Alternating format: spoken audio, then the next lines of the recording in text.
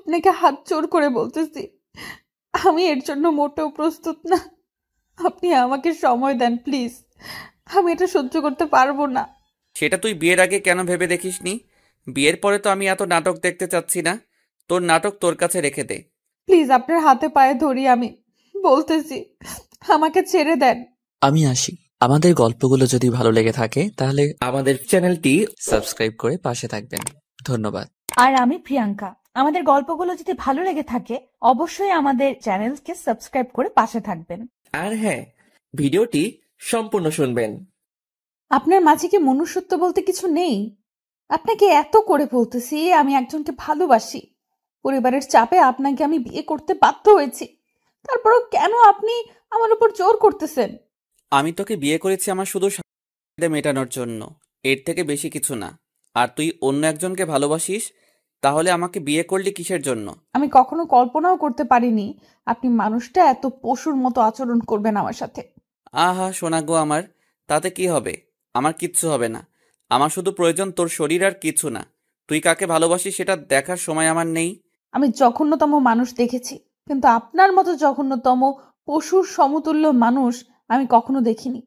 কারণ আপনাকে আমি এত করে বলতেছি, আমি পরিবারের চাপে পড়ে আপনাকে বিয়ে করেছি। আপনি আমার সরলতার সুযোগ নিয়ে আমাকে ভোগ করবেন? তোর এত কথা শোনার আমার সময় আছে বল? আমি তোকে বিয়ে করেছি কিসের জন্য? তোর কথা শোনার জন্য, নাকি আমার কথা তুই শুনবি? কোনটা? আমি কত দেখেছি যে ভালোবাসার মানুষকে পেতে অনেকেই সাহায্য করে।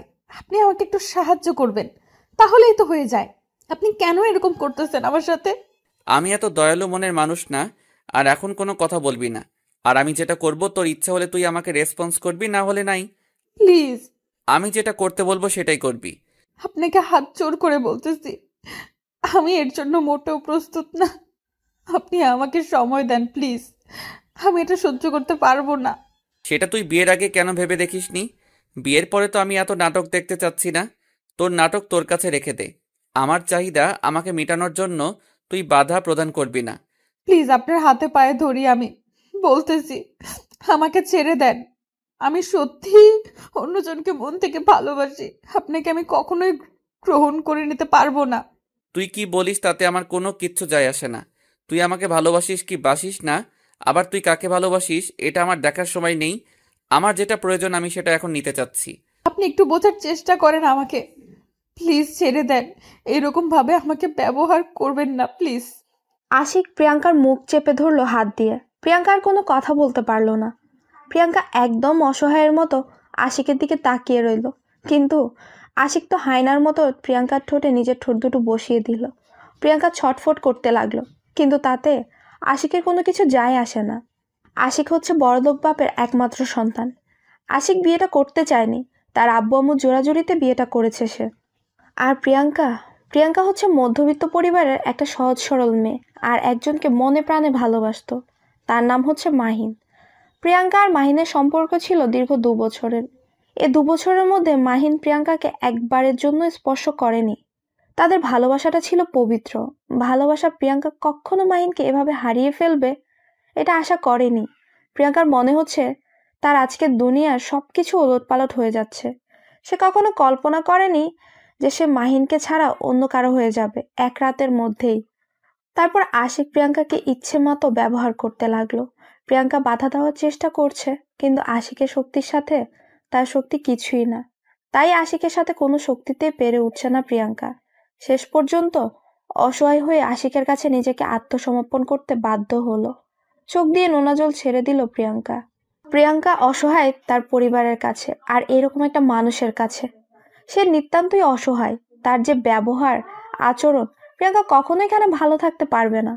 তার যেটা সুখের দিন ছিল সেটা হয়তো আজকে রাতের পর থেকে শেষ হয়ে যাচ্ছে। কারণ এখন থেকে তাকে শুধু একটা ভোগ্যপণ্য হয়ে থাকতে হবে আশিকের কথা, যেটা বোঝা গেল। অনেক হয়েছে।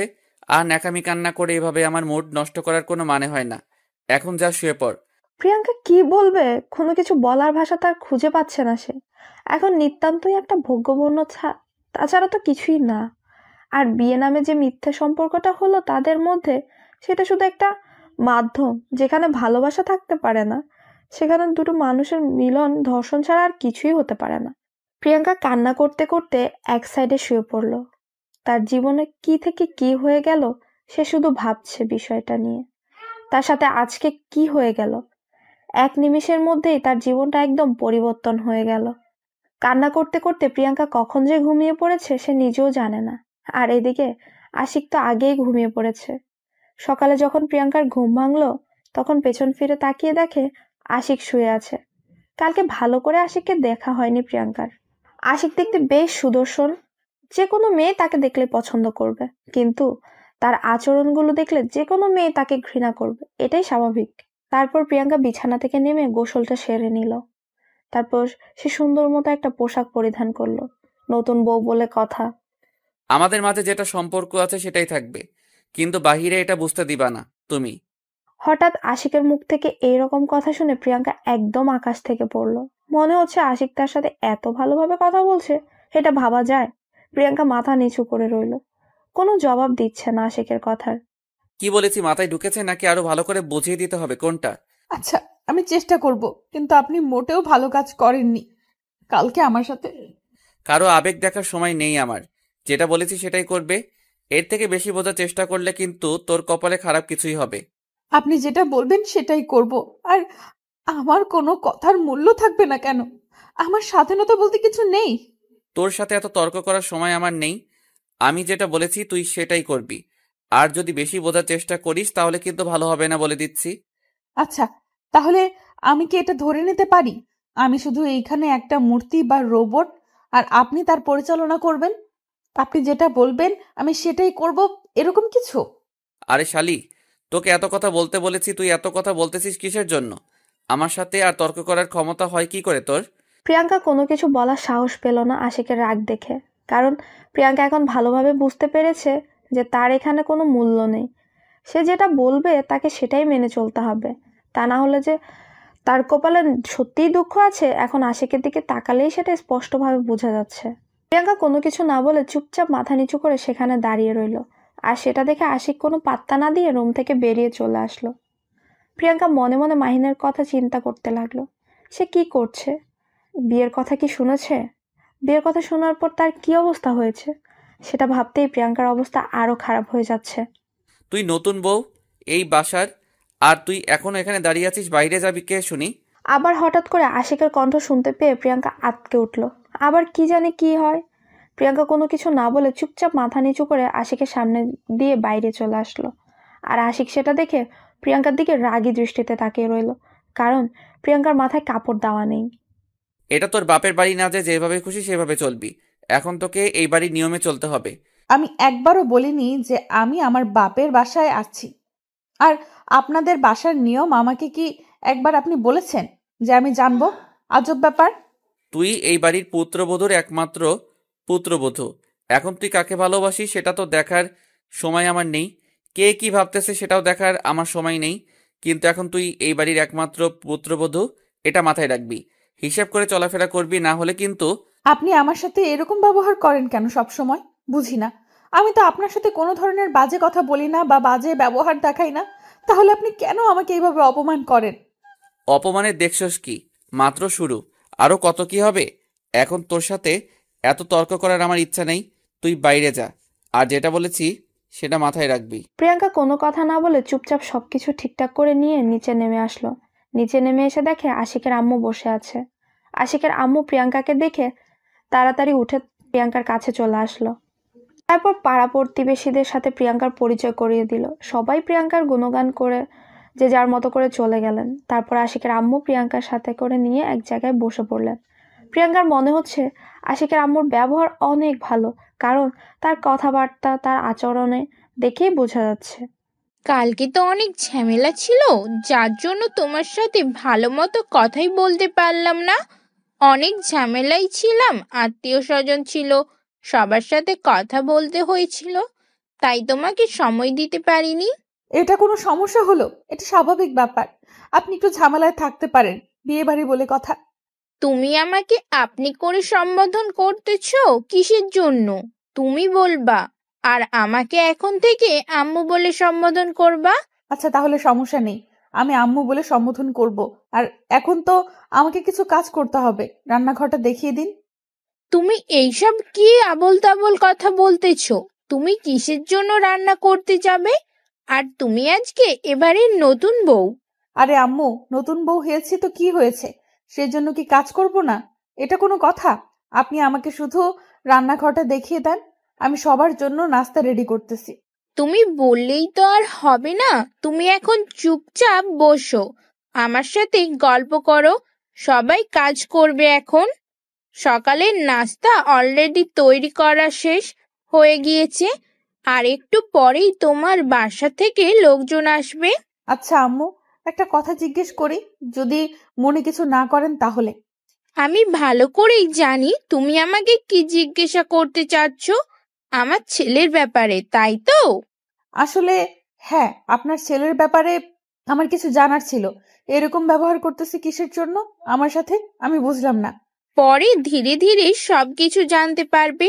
নতুন এসেছো, নতুন একটা পরিবেশ, তাই হয়তো তোমার কাছে কোনো কেমন লাগে। আচ্ছা তাহলে এখন আমি একটু রুমে যাচ্ছি। আমার কেমন জানি খারাপ লাগতেছে। বাইরে হঠাৎ করে নতুন পরিবেশে এসেছি। আচ্ছা, তুমি তাহলে রুমে যাও। আমি একটু পরেই সবাইকে ডেকে নিচে নিয়ে আসবো। তখন তুমি আমার সহ সবার সাথে গল্প করবে, তোমার ভালো লাগবে। প্রিয়াঙ্কা সেখানে কোনো প্রকার কথা বলল না। আর প্রিয়াঙ্কার মন কেমন যেন আনচান আনচান করছে মাহিনের জন্য। প্রিয়াঙ্কা শুধু মাহিনের কথাই ভাবছে। তার কোনো কিছু ভালো লাগছে না। সবার সাথে কথা বলছে ঠিক আছে, কিন্তু তার মনের ভেতর কি চলছে সেটা শুধু সে নিজেই বুঝতে পারছে। প্রিয়াঙ্কার মনের অবস্থা প্রিয়াঙ্কা কাউকে বুঝতে দিচ্ছে না। সবার সাথে সুন্দর করে হাসি খুশি ভাবেই কথা বলার চেষ্টা করছে, কিন্তু তার মনের ভেতর তোলপাড় চলছে, সেটা একাই বুঝতে পারছে। প্রিয়াঙ্কা রুমে গিয়ে দেখে আশিক বিছানার উপর শুয়ে আছে আর ফোনে কার সাথে যেন কথা বলছে। প্রিয়াঙ্কা রুমে এসেছে দেখে আশিক হঠাৎ যে কিরকম একটা কাণ্ড করে বসলো সেটা প্রিয়াঙ্কার কল্পনার বাইরে ছিল। প্রিয়াঙ্কা কখনো কল্পনা করতে পারেনি হঠাৎ করে এইভাবে আক্রমণ করবে আশিক। প্লিজ এরকম করবেন না, আমি এটার জন্য মোটেও প্রস্তুত না। আপনি আমাকে ছেড়ে দেন। সেটা দেখার সময় আমার আছে নাকি? আমার যেটা প্রয়োজন আমি সেটা নিয়ে নেব। এখন তোর সেটা পছন্দ হলো কি হলো না, বা তোর ইচ্ছা থাকলেও কি থাকলো না, সেটা দেখার সময় আমার নেই। না, আপনি আমার সাথে এরকম করতে পারেন না। সব সময় জোর জবরদস্তি করতে পারেন না। আমারও একটা ইচ্ছা বলে কিছু আছে, স্বাধীনতা বলতে তো আমারও কিছু একটা আছে। তুই যখন থেকে আমাকে বিয়ে করেছিস তখন থেকে তোর স্বাধীনতা বলতে কিছু নেই, তোর ইচ্ছা বলতে কিছু নেই। আপনি যে এরকম একটা পশুর সমান মন নিয়ে চলাফেরা করেন, আমি কখনো বুঝতে পারিনি।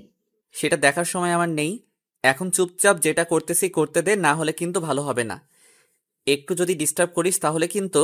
প্রিয়াঙ্কা আর কোনো কথা বলার সুযোগ পেল না। আশিক তার ঠোঁট দুটো দিয়ে প্রিয়াঙ্কার ঠোঁট দুটো আঁকড়ে ধরল। প্রিয়াঙ্কা যতই নড়ানচড়া করছে আশিক ততই প্রিয়াঙ্কাকে কষ্ট দিচ্ছে। প্রিয়াঙ্কার অনেক খারাপ লাগছে, কি করবে ভেবে পাচ্ছে না। তাই সে বাধ্য হয়ে আশিকের ঠোঁটে কামড় বসিয়ে দিল। যেই প্রিয়াঙ্কা আশিকের ঠোঁটে কামড় বসিয়েছে, আশিকের রাগ মনে হয় তেলে বেগুনে জ্বলে উঠল। আশিক প্রিয়াঙ্কাকে কোলে তুলে নিয়ে বিছানার উপর অনেক জোরে আছাড় মারল, যার কারণে প্রিয়াঙ্কা অনেক ব্যথা পেল কোমরে।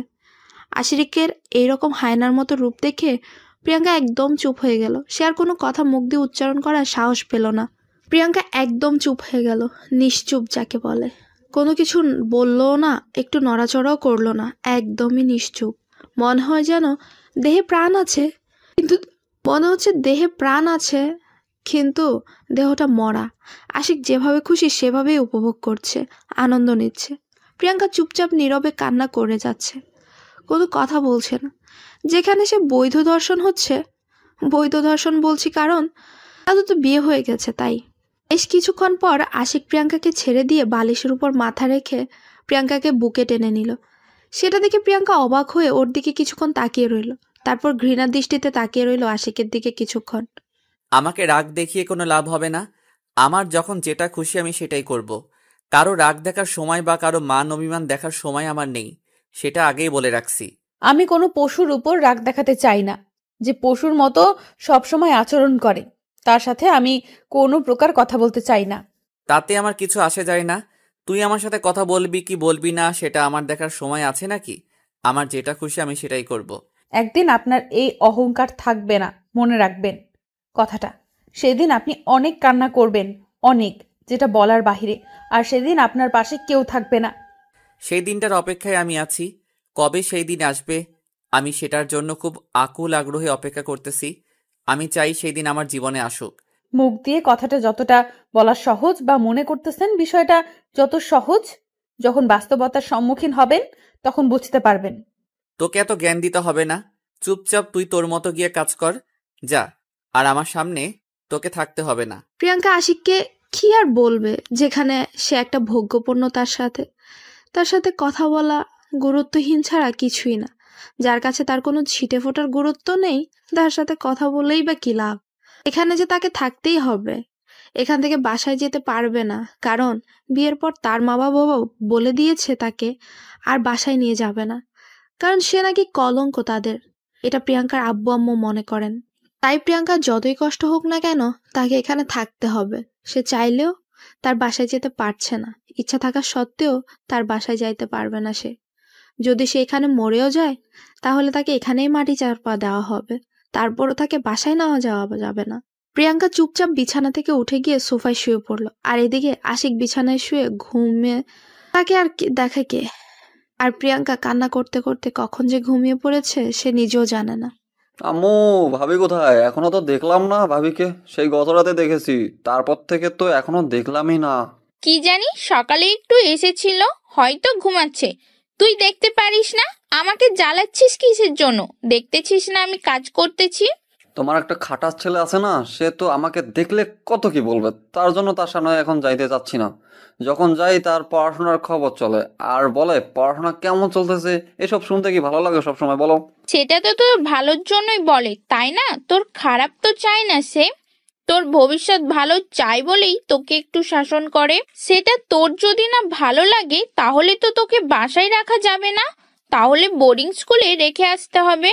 তুমিও তাহলে স্বার্থপরের মতো কথা বলতেছো। ভাইয়া কথা বলে, তুমিও এই কথা বলো। থাকবো না আমি বাসায়, আমি চলে যাবো বোর্ডিং স্কুলে। দেখবো কেমনে থাকো তুমি একা বাসায়। আমিও তো সেটাই চাচ্ছি, তুই চলে যা। এখন আমার একটা মেয়ে নিয়ে এসেছি, বুঝতে পারছিস? তোর ভাবিকে আমি মেয়ে বানিয়ে নিয়েছি, তার সাথে গল্প করে থাকবো। তুই বোর্ডিং স্কুলে চলে যা, পড়াশোনা ভালো করে কর। বুঝতে পেরেছি, আমাকে কেউ ভালোবাসে না। দেখি নতুন যে মেহমান এসেছে সে কতটা আমাকে ভালোবাসে। সে যদি আমাকে একটু ভালো না বাসে তাহলে আমি সত্যি সত্যি চলে যাব, থাকবো না, অনেক দূরে চলে যাব। একটা কথা মাথায় রাখবি, সবসময় তার সাথে ভালো ব্যবহার করবি, ভালোভাবে কথা বলবি, একদম দুষ্টুমি করবি না তার সাথে, তাহলে কিন্তু আশিক পিটাবে। আমি তোমার ছেলেকে ভয় পাই নাকি? সে যদি আমার সাথে খারাপ ব্যবহার করেছে এরপর থেকে, তাহলে আমিও তার প্রতিবাদ করে দেখিয়ে দিব, দেখে নিও। আচ্ছা, সেটা পরে দেখা যাবে। এখন তুই আমার সাথে এত তর্ক করছিস, কি ব্যাপার? কি তোর কি কোনো কিছু লাগবে, নাকি এমনিতেই তর্ক করছিস? এখন কিচ্ছু লাগবে না, আমি শুধু আসলাম আমার সেই আধুনিক ভাবিটা কোথায় তার একটু চাঁদ মুখখানা দেখি।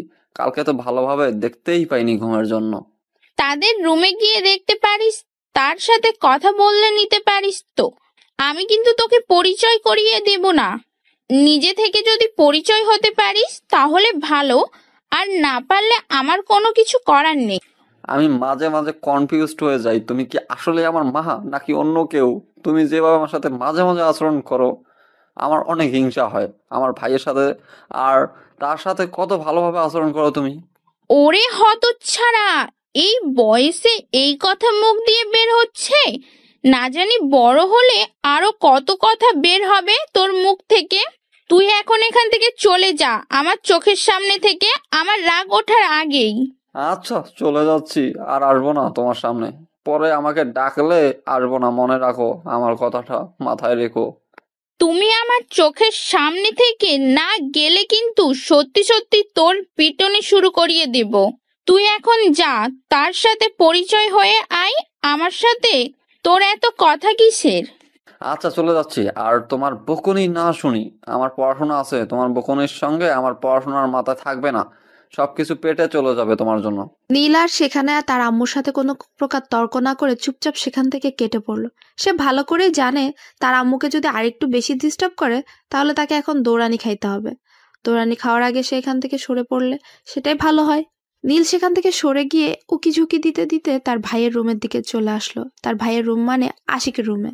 সে সহজেই প্রবেশ করতে পারে না, কারণ আশিক এতটাই রাগী যে তার রুমে কেউ সহজে প্রবেশ করতে চায় না।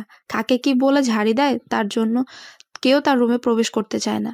আর নীল একদম তার রুমে যায় না, কারণ গেলেই এক গাদা কথা শুনতে হয়। নীল সেখানে গিয়ে দেখে ভেতর থেকে রুমের দরজা লক করে দেওয়া। তাই নীল এখন কি করবে ভেবে পাচ্ছে না। দরজা কড়া নাড়বে নাকি এখান থেকে চলে যাবে। কিন্তু নীলের কেমন জানি মনটা মানছে না। তার কেন জানি তার নতুন ভাবির সাথে কথা বলতে ইচ্ছে করছে। নীল এক প্রকার ভয়ভীতি দূর করে দরজা কড়া নাড়তে লাগলো। হঠাৎ করে দরজা এতবার কড়া নাড়ার ফলে প্রিয়াঙ্কার ঘুমটা ভেঙে গেল। সে উঠে দরজাটা খুলে দিয়ে দেখে সামনে একটা পিচ্চি ছেলে দাঁড়িয়ে আছে আর ড্যাব ড্যাব করে প্রিয়াঙ্কাকে দিকে তাকিয়ে আছে। কি হলো বাবু, কি হয়েছে বলবে? এভাবে যে দরজায় কড়া নাড়তেছো, ব্যাপার কি, কোনো সমস্যা? আমার আবার কিসের সমস্যা থাকবে? এটা আমার বাড়ি, যেখানে খুশি সেখানে যাইতে পারি, আর কারো পারমিশন নেওয়ার প্রয়োজন হয় না। আচ্ছা, বুঝতে পারলাম আপনার বাড়ি যেখানে খুশি সেখানে যাইতে পারেন, কিন্তু দেখতে তো পারছেন ভেতর থেকে দরজা দেওয়া। তারপরও কেন আপনি আমাদের ডিস্টার্ব করতেছেন? এই মেয়ে, এত কথা বলো কিসের জন্য? সম্মান দিয়ে কথা বলো, রেসপেক্ট নেই, বুঝতে পারছো? আচ্ছা, তাহলে এই ব্যাপার, আপনি আমার সম্বন্ধে কি হন যে আপনাকে আমি রেসপেক্ট দিয়ে বলবো? এখান থেকে ভাগেন বলতেছি। এত বড় সাহস, আমার মুখের উপর তর্ক! এই আপনি কে? আপনাকে আমার বাসায় প্রবেশ করতে অধিকার কে দিয়েছে শুনি? আমি এই বাড়ির মালিক, এখন থেকে এই বাড়িটা আমার। আর আপনি কে? আপনি এখানে কিসের জন্য? ভাইয়া, ও ভাইয়া, এই মেয়েটা কে রে? তোর রুমে কি করে? আমাকে দেখ কি সব বলতেছে, উল্টা পাল্টা কথাবার্তা, আর তুই এখনো পড়ে পড়ে ঘুমাচ্ছিস? ও আচ্ছা, তাহলে এই ব্যাপার, এখন বুঝতে পেরেছি মিস্টার। আপনাকে তাহলে, আপনি আমার দেবরজি। ভাইয়া যেমন তার ছোট ভাইও তেমন। কি বলতেছেন আপনি? ভাইয়া বিয়ে করলো কখন? আর আপনি কি বলতেছেন? আপনি ভাইয়ার বউ, মানে আমার ভাবি? আর তাহলে আমি জানি না এটা কেমনে সম্ভব। আপনি মিথ্যা বলতেছেন, এখন এখান থেকে বেরিয়ে যান। ও আচ্ছা, তাহলে এই ব্যাপার। তাহলে কালকে আমার কোলে কে ঘুমিয়ে এসেছিল জানি? ও তাহলে অন্য একজন হবে। আমি তাহলে ভুল দেখেছিলাম। ধুর, প্রাণটা আর করতে পারলাম না। শেষ পর্যন্ত চিনে নিয়েছেন তাহলে। আমি হচ্ছি এই বাড়ির ছোট মিয়া, আর আপনার একমাত্র দেবর। দেখতে তো ভারী মিষ্টি তুমি, কিন্তু এত দুষ্টুমি করো কিসের জন্য শুনি? আমি তো প্রথমে ভয় পেয়ে গিয়েছিলাম, পরে ভালোভাবে দেখে চিনতে পেরেছি। এটা তো কি দেখলেন? এখনো সবকিছুই বাকি। আর আপনার নাকি একটা ছোট্ট বোন আছে শুনেছি, তার নাম্বারটা কি দেওয়া যাবে? আচ্ছা, এই ব্যাপার। তোমার বয়সটা যেন কত হবে? 10 থেকে 12, এর উপরে তো আর হবে না, তাই না? এই বয়সের কথা জিজ্ঞেস করতেছেন কিসের জন্য আমাকে? দেখে কি ছোট পিচ্ছি মনে হয়? আপনার তো সাহস কম না, আমার বয়স নিয়ে কটাক্ষ করতেছেন? আমি তোমার সাথে এত তর্ক করতে পারবো না। আমি তোমার ভাইয়াকে ঘুম থেকে জাগায় দিচ্ছি, তুমি তার সাথে তর্ক করো। আমার খেয়ে দিয়ে তো কাজ নেই তোমার সাথে তর্ক করি। তারাও দেখাচ্ছি মজা তোমাকে।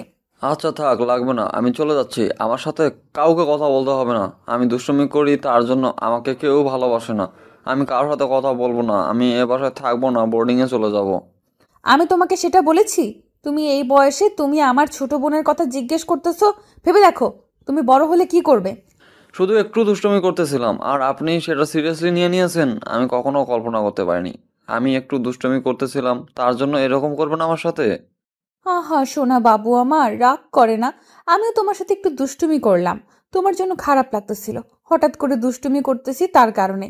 তুমি যখন আমার সাথে হঠাৎ করে দুষ্টুমি করতেছিলে আমারও খারাপ লাগতেছিল, তাই না? আচ্ছা তাহলে ঠিক আছে, আমি মেনে নিলাম এবারের মতো। এখন আমি চলে যাচ্ছি, একটু পর আবার এসে গল্প করব। এখন আমার খাটার ভাইটা ঘুমাচ্ছে। এখন যদি বেশি কথা বলি, যদি ঘুম ভেঙে যায় তার আমার জন্য, তাহলে তো আমাকে কি কি বলবে। তুমিও তোমার ভাইকে এত ভয় পাও? তাহলে তোমাদের বাসায় কে তোমার ভাইকে ভয় পায় না সেটা আমাকে বলো তো। কারণ যাকে জিজ্ঞেস করতেছি সেই তোমার ভাইকে ভয় পায়, ব্যাপার কি? কই, আমি তো ভয় পাচ্ছি না, জাস্ট একটু ভয় পাই। আমি বেশি ভয় পাই না, সবাই তো অনেক ভয় পায়। আমি তো তাকে কত কি বলি। আচ্ছা, তাহলে তুমি এখন আমার সাথে এখানে থাকো, দেখি তোমার ভাইয়া কি বলে। আমি আছি। আমার সামনে তোমার ভাই তোমাকে কিছু বলতে পারবে না। তুমি আমার সাথে থাকো, আমার সাথে গল্প করো। সেটা তো কোনো ব্যাপার না, কিন্তু যখন ভাইয়া তোমাকে পিটানি শুরু করে দিবে, তখন তো আমি ভাইয়াকে মানা করবো বা দমিয়ে রাখতে পারবো না। আমার জন্য তুমি অযথা পিটানি খাইতে যাইবা কিসের জন্য? আমি তার থেকে চলে যাই, যখন ভাইয়া বাসায় থাকবে না তখন গল্প করব। এত ভয় পাওয়ার কিছু নেই, আমি আছি তো। আমাকে তোমার কি মনে হয়? আমি আছি তো, আমার জন্য তুমি থাকতে পারবে না? আচ্ছা তাহলে চলো ভিতরে যাই। এভাবে বাইরে কথা বলা কি ঠিক? আমরা ভিতরে বসে গল্প করি। তোমার কিছু গল্প বলো যেগুলো শুনে আমার মজা লাগবে। প্রিয়াঙ্কা আর নীল দুজনেই রুমের ভেতর প্রবেশ করলো। রুমের ভেতর প্রবেশ করে দেখে আশিক এখনো ঘুমিয়ে আছে। তাই নীল বেশি জোরে কথা বলছে না, আস্তে আস্তে কথা বলছে। নীলের অবস্থা দেখে প্রিয়াঙ্কা মনে মনে কিছুক্ষণ হেসে নিল, কারণ প্রকাশ করলে তো নীল আবার মন খারাপ করবে, ছোট ছেলে। প্রিয়াঙ্কা নীলের সাথে কথা বলছে আর ঘরের যাবতীয় জিনিসগুলো গুছিয়ে রাখছে। সে এলোমেলো যে জিনিসগুলো আছে সেগুলো গুছিয়ে রাখছে সুন্দর করে। আর এদিকে নীলের সাথে গল্প করছে। নীলে অনেক মজা পাচ্ছে প্রিয়াঙ্কার সাথে এইভাবে কথা বলে, কারণ নীলের সাথে তেমন ভাবে কেউ ভালো করে কথা বলে না। সব সময় যে কথা বলতে আসে পড়াশোনার কথাই বলে একমাত্র প্রিয়াঙ্কাই এমন একজন ব্যক্তি যে নীলকে পড়াশোনা ছাড়া কথা বলছে।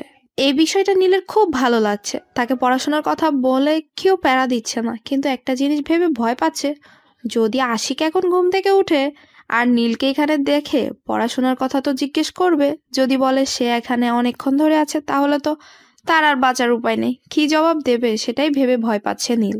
কিরে নীল, তুই এখানে কিসের জন্য, কি করতেছিস এখানে তুই?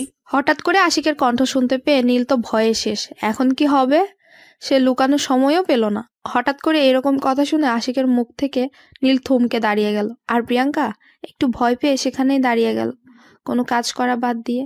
নীল ঘুরে আশিকের দিকে তাকিয়ে রইল চুপচাপ, কোনো কথা বলছে না। প্রিয়াঙ্কা শুধু আশিকের দিকে ড্যাব ড্যাব করে তাকিয়ে আছে, কিছু বলছে না। কি হলো, কথা বলতেছিস না কিসের জন্য? আর তুই আমার রুমে কিসের জন্য? কি করিস এখানে? তোকে কি বলেছিলাম আমার রুমে এসে বসে থাকতে? এরকম ব্যবহার করতেছেন কেন? তাও আবার নিজের ছোট ভাইয়ের সাথে। আমার সাথে না হয় খুব খারাপ ব্যবহার করেন, আমি সেটা মেনে নিই, কিন্তু নিজের ছোট ভাইয়ের সাথে এরকম ব্যবহার করে কেউ? তুমি ওর হয়ে একদম ওকালতি করবে না এখানে, বুঝছো? আমি যেটা বলতেছি আমার ছোট ভাইকে বলেছি, তোমাকে বলতেছি না। তাই তুমি সেখানে চুপ করে দাঁড়িয়ে থাকো। আমি নীলকে এখানে নিয়ে এসেছি আর গল্প করতেছি আমি তার সাথে। নীল এই রুমে আসতে চাইনি, আমি তাকে নিয়ে এসেছি। কোনো সমস্যা তোমার?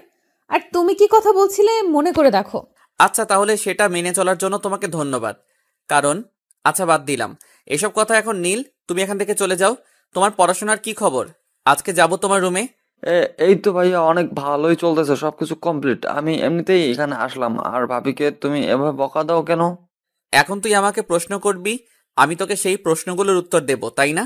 তোর তো দেখে সাহস বেড়ে যাচ্ছে, তুই আমাকে প্রশ্ন করিস। সেরকম কোনো কিছু না, এমনিতেই জিজ্ঞেস করলাম। আর তুমি এত রেগে যাও কিসের জন্য? তোমাকে আমি সেই অনেক দিন থেকে দেখতেছি, আমাকে ঠিক মতো আগের মতো ভালোবাসো না, ব্যাপার কি? নীল, আমি যেটা বলতেছি সেটা কর। তুই এখন রুম থেকে চলে যা। যদি একটা কথা বলেছিস তাহলে কিন্তু ভালো হবে না। এখান থেকে চলে যা বলেছি। তারপর নীল আর কোনো কথা বলার সুযোগ পেল না, বা কথা বলার সাহসও পেল না আশিকের সাথে। আর একটা কথা বলার তারপর নীল আর কোনো কথা বলার সুযোগ পেল না, বা কথা বলার সাহসও পেল না আশিকের সাথে। চুপচাপ মাথা নিচু করে সেখান থেকে বেরিয়ে গেল, মন খারাপ করে। আর সেটা দেখে প্রিয়াঙ্কার অনেক খারাপ লাগলো, কারণ সে আশিককে কোনো কিছু বলতে পারলো না। এত বড় মুখ করে নীলকে বলল সবকিছু ম্যানেজ করে নিবে, কিন্তু আশিকের রাগ দেখে প্রিয়াঙ্কা সেখানে আর কোনো কথা বলার সাহসই পেল না। প্রিয়াঙ্কা নিজের মাঝে অনেক খারাপ লাগছে যে এমন একটা মানুষের সাথে তার বিয়ে হয়ে গেল, সে তাকে কোনো কিছু বলতেই পারছে না। তার ভালোবাসার কথা তাকে বলল, কিন্তু তার কাছে এসে ভোগপূর্ণ হয়ে গেল। আর এখন তার ছোট ভাইকে বড় মুখ করে নিয়ে আসলো যে তার বড় ভাইকে কোনো কিছু বললে সে বাধা প্রদান করবে, সেখানে কোনো কথা বলার সাহসই পেল না। প্রিয়াঙ্কা মন খারাপ করে সেখানে কান্না করতে লাগলো নীরবে, চোখের পানি মুছে আবার কাজে মনোযোগ দিল। আর এদিকে আশিক বিছানা ছেড়ে উঠে গিয়ে বাথরুমে থেকে ফ্রেশ হয়ে এসে দেখে প্রিয়াঙ্কা ঘরের সবকিছু সুন্দরভাবে গুছিয়ে রেখেছে। ঘরটা দেখতে অনেক সুন্দর লাগছে। কি রে, তোর সাথে কথা আছে। তুই নাকি কাকে ভালোবাসিস? তার নাম কি? তার ডিটেলস দে, দেখা করব। কেন তার সাথে দেখা করে তাকে কি মারপিট করবেন? আপনাকে আমি কেন তার পরিচয় দেব? কেন তার ডিটেলস দেব? তোকে যেটা বলেছি সেইটাই কর। এত কথা বলিস কিসের জন্য? ডিটেলস চাইছি, তুই আমাকে ডিটেলস দিবি, তা না করে আমার সাথে তর্ক করতেছিস কিসের জন্য? আমাকে যদি মেরে ফেলেন আপনি, তাও আমি তার সম্পর্কে কোনো কথা বলবো না, আপনার মতো পশুর মতো একটা মানুষকে। দেখ, ভালো হবে না বলে দিচ্ছি। যেটা বলতেছি সেটা বলে দে, না হলে কিন্তু তোর কপালে দুঃখ আছে। আমি সেটা ভালো করে জানি, আমাকে আবার নতুন করে মনে করিয়ে দিতে হবে না। আমার মাথায় আছে যে আমার কপালে দুঃখ আছে। আর আপনি আমার উপরে যেটাই করেন না কেন, আমি তার সম্পর্কে আপনাকে কিছুই বলবো না। কিসের জন্য বলবি না বল? তোকে বলতে হবে। যদি না বলিস তাহলে আমি বাধ্য করব। আর যদি আমি তাকে খুঁজে বের করি কোনোভাবে কারো কাছ থেকে ডিটেলস নিয়ে, তাহলে কিন্তু আমি তাকে খুন করে ফেলবো। আমি কি বলেছি আমার দেহে যতক্ষণ প্রাণ আছে ততক্ষণ আমার মুখ দিয়ে তার সম্পর্কে কোনো কথা উচ্চারণ হবে না। আর যদি পারিস তুই তাকে খুঁজে বের করে নিস। তোর সাহস তো দেখতেছি সত্যি সত্যি অনেক বেড়ে যাচ্ছে দিনের পর দিন। বুঝলাম না তোর এত সাহস বাড়ার কারণ কি? তুই আমাকে তুই তুকারি করে কথা বলতেছিস? আমার রাগ উঠে গেলে আমি ভালো মতো কথা বলতে পারি না, আমার মুখ দিয়ে যা তা বের হয়। তার জন্য আমি সরি, মাফ চেয়ে নিচ্ছি। আগে কথা বলবি ভেবেচিন্তে কথা বলবি, পরে আবার মাপ চাইবি আমি মাপ করে দিব, এতটা ভালো মানুষ আমি না। আচ্ছা, আমাকে এত কষ্ট দিয়ে আপনি কি মজা পান? আপনি কার রাগ আমার উপরে দেখাচ্ছেন আমাকে প্লিজ বলবেন? আমি তোকে যখন যেটা বলবো তোকে সেটাই করতে হবে। যদি বাহিরে কিছু করিস বা আমার কথা না শুনিস, তাহলে সত্যি সত্যি তোর যে কি করব আমি নিজেও জানি না। আমি তো কোনো ধরনের ভুল করিনি, আমি শুধু আপনাকে বিয়েটা করেছি। আর আমি আপনাকে শুধু একটা কথা বলেছি যে আমি অন্য একজনকে ভালোবাসি। আপনাকে শুধু আমি এই কথাটাই বলেছি, আর তো কোনো খারাপ কথা বলিনি। আপনি আমার সাথে কেন সেই প্রথম দিন থেকেই খারাপ ব্যবহার করতেছেন? তোর এত কৈফিয়ত আমি তোকে দিতে পারবো না, আমি যেটা বলবো সেটাই হবে। তোর যদি এতই কথা জানার ইচ্ছা থাকে তাহলে চুপচাপ এখানে বসে থাক, আমি যখন যেটা বলবো সেটাই শুনবি। আমি যদি কোনো প্রকার ভুল করে থাকি আমাকে মাফ করে দিবেন। আর আমি একজনকে ভালোবাসি, আপনাকে আমি কখনো ভালোবাসতে পারবো না। আপনি শুধু আমার দেহটাকেই ভোগ করতে পারবেন, আমার মনটা পর্যন্ত কখনোই যাইতে পারবেন না, কথাটা মাথায় রাখেন। তোর মন দিয়ে আমি কি করব? দেহটাই তো সবকিছু, তোর মন আমার লাগবে না। তোর মন তুই কোথায় রাখছিস সেটা দেখার সময় নাই, কিন্তু আমার পারমিশন ছাড়া এই বাসা থেকে যদি বের হয়েছিস তাহলে তোর সেই পা আমি কেটে ফেলবো। আপনি যতই শাসন আছে, যত যাই করুক, আপনার যত শাসন আছে, যত যাই করুন না কেন, আমার ভালোবাসার মানুষ যদি আমাকে নিতে আসে তাহলে আমি 1 সেকেন্ডও এখানে থাকবো না। পারলে যা করার করবেন, যত অত্যাচার করার আছে করিয়েন, আমি বাধা দেব না। সময় আসুক সেটা দেখা যাবে, থাকিস কি থাকিস না সেটা আমি দেখে নেব। আর তোর ভালোবাসার মানুষ কিভাবে এখানে অবধি আসতে পারে আমি সেটাও দেখে নিব। একদিন আপনার এই দম্ভ থাকবে না, দেখবেন সেদিন আপনাকে রাস্তায় রাস্তায় কান্না করতে হবে। তোর এই কথাগুলো না আমার কাছে এমন আঘাত করে যেটা বলার বাইরে। তুই আমার সাথে কথা বলবি না? আচ্ছা, আমি আপনার সাথে কথা বলবো না, তাতে আমার কোনো সমস্যা? আমার কোনো সমস্যা নেই তো। আমার মেজাজ গরম করাবি না সব সময়। আমার সাথে তোকে কথা বলতে নিষেধ করেছি, তারপরও কিসের জন্য তুই আমার সাথে কথা বলিস? আপনি সব সময় আমার সাথে এরকম খারাপ ব্যবহার করেন কিসের জন্য? আমি তো আপনার সাথে খারাপ ব্যবহার করি না। আমার যা ইচ্ছা আমি তাই করব, তোকে কথা বলতে হবে না আমার সাথে। তুই চুপচাপ বসে থাক, আর আমার ভোগ পণ্য হয় এখানে পড়ে থাকবি, আর বেশি কথা বলবি না। আমাকে যদি আপনার ভালো না লাগে তাহলে আমাকে ছেড়ে দেন, আমার মতো আমি যেদিকে মন চাই সেদিকে চলে যাই। এত সহজ হলে তো ছেড়ে দিতাম, এভাবে তোকে ধরে রাখতাম না। সম্ভব না, তাই তোকে ছেড়ে দেওয়া যাবে না। আমাকে ছেড়ে দেওয়া যাবে না, আমার সাথে খারাপ ব্যবহার করবেন? আমি তো মানুষ, তাই না? আমি তো কোনো পশু না যে আমাকে যেমন করে খুশি তেমন করে ব্যবহার করবেন। আমার ইচ্ছা বলতে কিছু আছে নাকি? আমার স্বাধীনতা বলতে একটা কথা আছে। তোকে কতবার বলেছি তুই আমার সাথে তর্ক করবি না, তর্ক করলে আমার প্রচুর পরিমাণ রাগ উঠে যায়, আর আমি তোকে এখন কি যে করব। কথাটা বলে আশিক প্রিয়াঙ্কাকে একদম হাত দিয়ে চেপে ধরল। প্রিয়াঙ্কার গলায় তার হাতের ছাপ বসিয়ে দিল। প্রিয়াঙ্কা অস্থির হয়ে যাচ্ছে আশিকের এইরকম কাণ্ড দেখে। প্রিয়াঙ্কা কোনো কিছু বলতে পারছে না। আশিকের শক্তির সাথে প্রিয়াঙ্কা পেরেও উঠছে না। প্রিয়াঙ্কার মনে হচ্ছে তার জীবন এখানেই শেষ, কারণ আশিক এমনভাবে তার গলা চেপে রেখেছে প্রিয়াঙ্কার শ্বাস বন্ধ হয়ে যাচ্ছে। প্রিয়াঙ্কার নিঃশ্বাস নিতে পারছে না। প্রিয়াঙ্কা কি করবে না করবে ভেবে পাচ্ছে না। শেষ পর্যন্ত কোনো কিছুর উপায় না পেয়ে আশিকের হাতে কামড় বসিয়ে দিল। শরীরে যত শক্তি ছিল সব শক্তি প্রয়োগ করে আশিকের হাতে কামড় বসিয়ে দিল। আশিক ব্যথায় কুকিয়ে উঠে প্রিয়াঙ্কার গলা ছেড়ে দিল, আর প্রিয়াঙ্কা অনেক জোরে জোরে শ্বাস নিতে লাগলো। প্রিয়াঙ্কা বেশি কিছুক্ষণ দাঁড়িয়ে থাকতে পারলো না, বিছানার উপর লুটিয়ে পড়লো। তার কেমন জানি শরীর অনেক অসুস্থ লাগছে, কারণ আর কিছুক্ষণ যদি আশিক তাকে এভাবে ধরে রাখতো তাহলে প্রিয়াঙ্কা বেঁচে থাকা হতো না, তাকে এখানেই মরে পড়ে থাকতে হতো। আর তার পরিবার থেকে কেউ এখানে তাকে বাঁচানোর জন্য এগিয়েও আসতো না। প্রিয়াঙ্কা কখন যে জ্ঞান হারিয়ে ফেলেছে সে নিজেও জানে না। যখন তার জ্ঞান ফিরল তখন দেখে আশিকের কোলে মাথা রেখে শুয়ে আছে, আর আশিক তার দিকে এক দৃষ্টিতে তাকিয়ে আছে। প্রিয়াঙ্কা তাড়াতাড়ি আশিকের কোল থেকে নিজের মাথাটা সরিয়ে বালিশের উপর মাথা রাখলো। যখন প্রিয়াঙ্কা তার মাথাটা আশিকের কোল থেকে সরিয়ে বালিশের উপর রাখলো, আশিক আবার প্রিয়াঙ্কাকে ধরে তার কোলে শুইয়ে দিল আর মাথায় তেল মালিশ দিতে লাগলো। যখন আশিক খেয়াল করে দেখলো যে প্রিয়াঙ্কা জ্ঞান হারিয়ে ফেলেছে, তখন আশিকের হুঁশ ফিরে এসেছে যে সে কি করতে চলেছে একটু আগে। আমার সাথে কাউকে ভালো ব্যবহার আর দেখাতে হবে না, আমাকে এখন ছেড়ে দিলে ভালো হয়।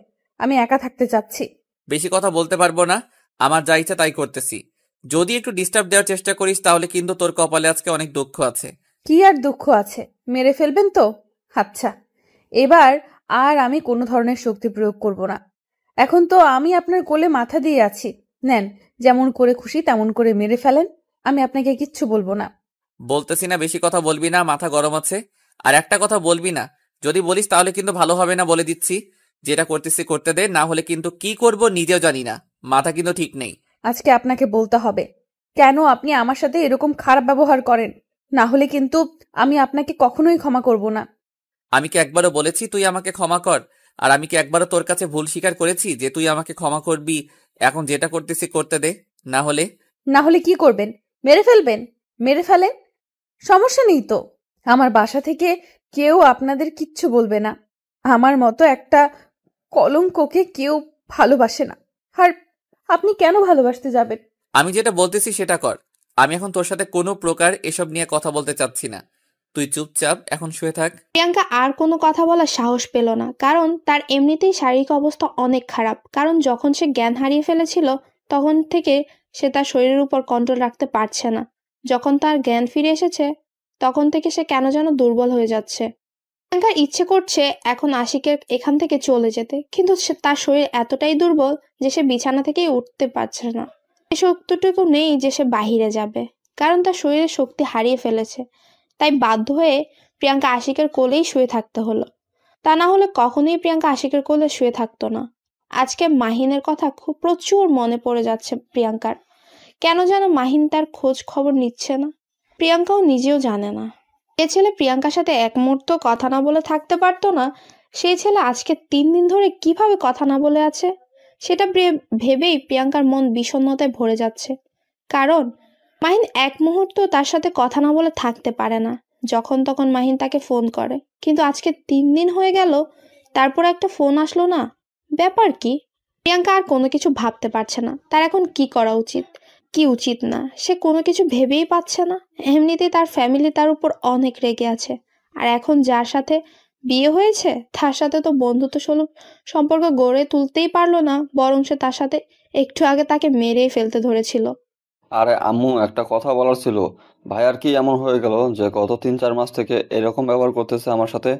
এর আগে তো কত ভালোবাসতো আমাকে। তোকে এত কথার উত্তর আমি দিতে পারবো না।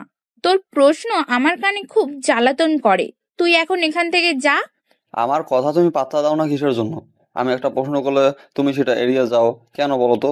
আমি কি দোষ করেছি যে তুমি আমার সাথে এরকম করো, কোনো কথার উত্তর দাও না?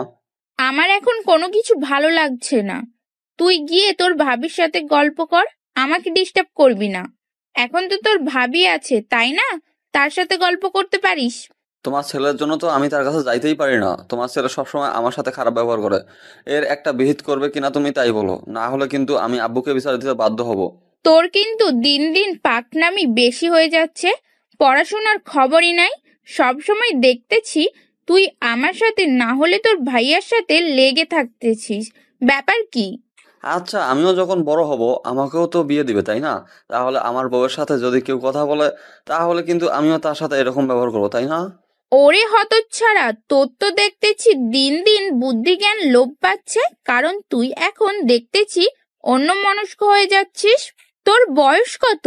তুই মাত্র ক্লাস 7-এ পড়িস, আর তুই এখন বলতেছিস বিয়ের কথা? দাঁড়া, তোর ভাইয়াকে বিষয়টা বলতেছি।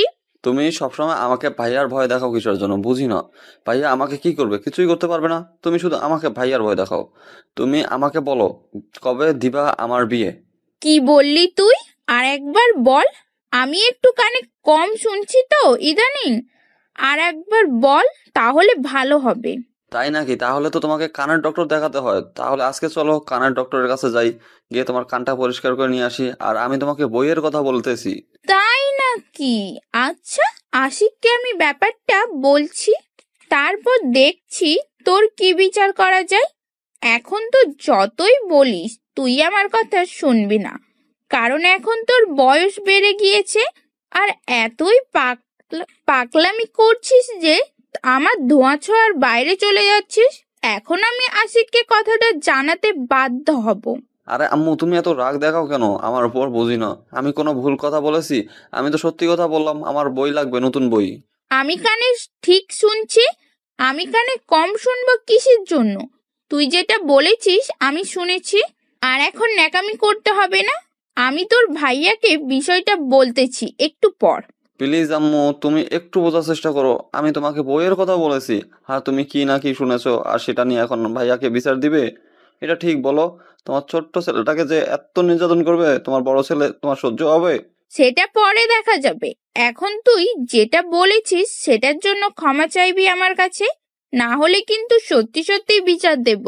আচ্ছা আম্মু, আমি আমার ভুল স্বীকার করতেছি। আমি আর কখনো তোমাকে বলবো না আমার নতুন বই কিনে দেওয়ার কথা। আমি আব্বুকে বলবো এখন থেকে। আমাকে মাফ করে দিও। ওরে হতচ্ছাড়া, তুই কি সত্যি সত্যি স্বীকার করবি নাকি? আমি তোর ভাইয়াকে বিচার দেব কোনটা?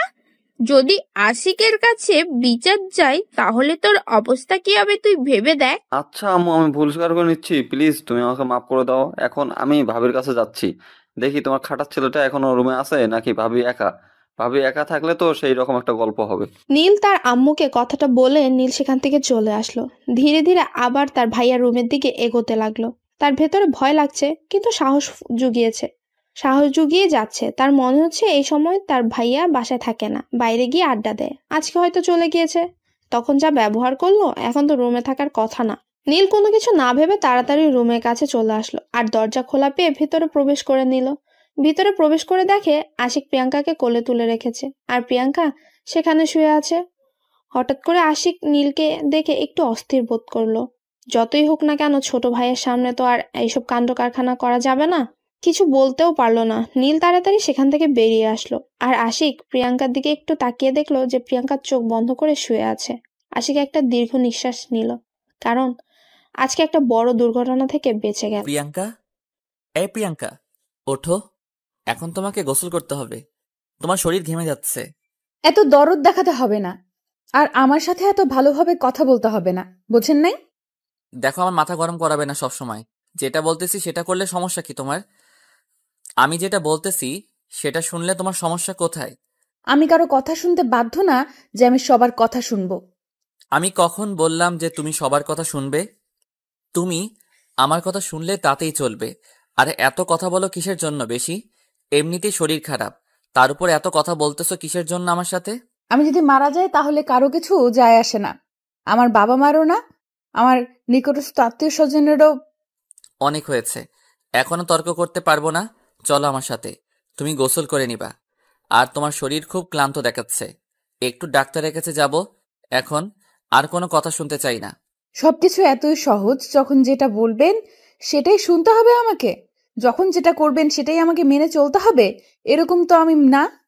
আমি তো কোনো কিছু শুনতে চাই না। আমি যেটা বলতেছি সেটা করলে ভালো হয়, আর না করলে কিন্তু আমার মাথা গরম হয়ে গেলে আমি কখন কি করব নিজেও জানি না। কার মাথা ব্যথা করতেছে, কার কি করতেছে সেটা দেখার আমার সময় নেই। এখন আপনি এখান থেকে চলে যান। আমি একা থাকতে চাই, না হলে আমাকে ছেড়ে দেন। আমি অন্য রুমে গিয়ে শুয়ে থাকবো, তাও আপনার কথা শুনতে আমি পারবো না।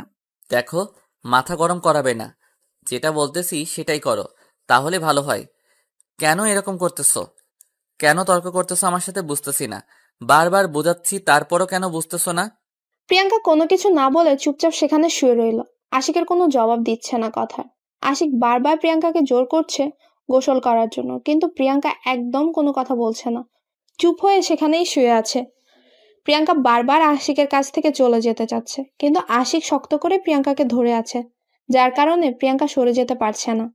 তাই প্রিয়াঙ্কা বাধ্য হয়ে সেখানেই শুয়ে রইল। আর কোনো কিছু করার নেই তার। সে কি করবে? তার তো শক্তি নেই। এখন শরীরে শক্তি দেখিয়ে সেখান থেকে সরে যাবে? প্রিয়াঙ্কার এইরকম কাণ্ড দেখে আশিক এখন একটু বুঝতে পারছে যে প্রিয়াঙ্কার সাথে আশিক কত কি করেছে। সে বিয়ের দিন থেকে আজকে পর্যন্ত তার সাথে কতই না অত্যাচার করেছে সে। প্রিয়াঙ্কার তো এখানে কোনো দোষ ছিল না। যার দোষ ছিল সেটা তো আর আশিকের মধ্যে ছিল না। আশিক তো প্রিয়াঙ্কাকে মেনে নিতে পারেনি, কিন্তু প্রিয়াঙ্কাও তো আশিককে মেনে নিতে পারেনি। দুজনেরই সমান সমান ছিল, কিন্তু প্রিয়াঙ্কার সাথে যেটা করেছে সেটা অন্যায় করেছে আশিক। প্রিয়াঙ্কা অন্যজনকে ভালোবাসে সেটা আশিক জানা সত্ত্বেও তার সাথে অত্যাচার করেছে, তাকে শারীরিক নির্যাতন করেছে, তাকে কত কি করেছে, মানসিকভাবে টর্চার করেছে। আশিক এখন কেন জানি নিজের ভুলটা বুঝতে পারছে। প্রিয়াঙ্কাকে যতই কষ্ট দিচ্ছে, প্রিয়াঙ্কা সবকিছু মুখ বুঝে সহ্য করে নিচ্ছে। কাউকে বিচারও দিচ্ছে না, কাউকে কোনো কিছু বলছে না, বাসায় ফোন করেও বলছে না।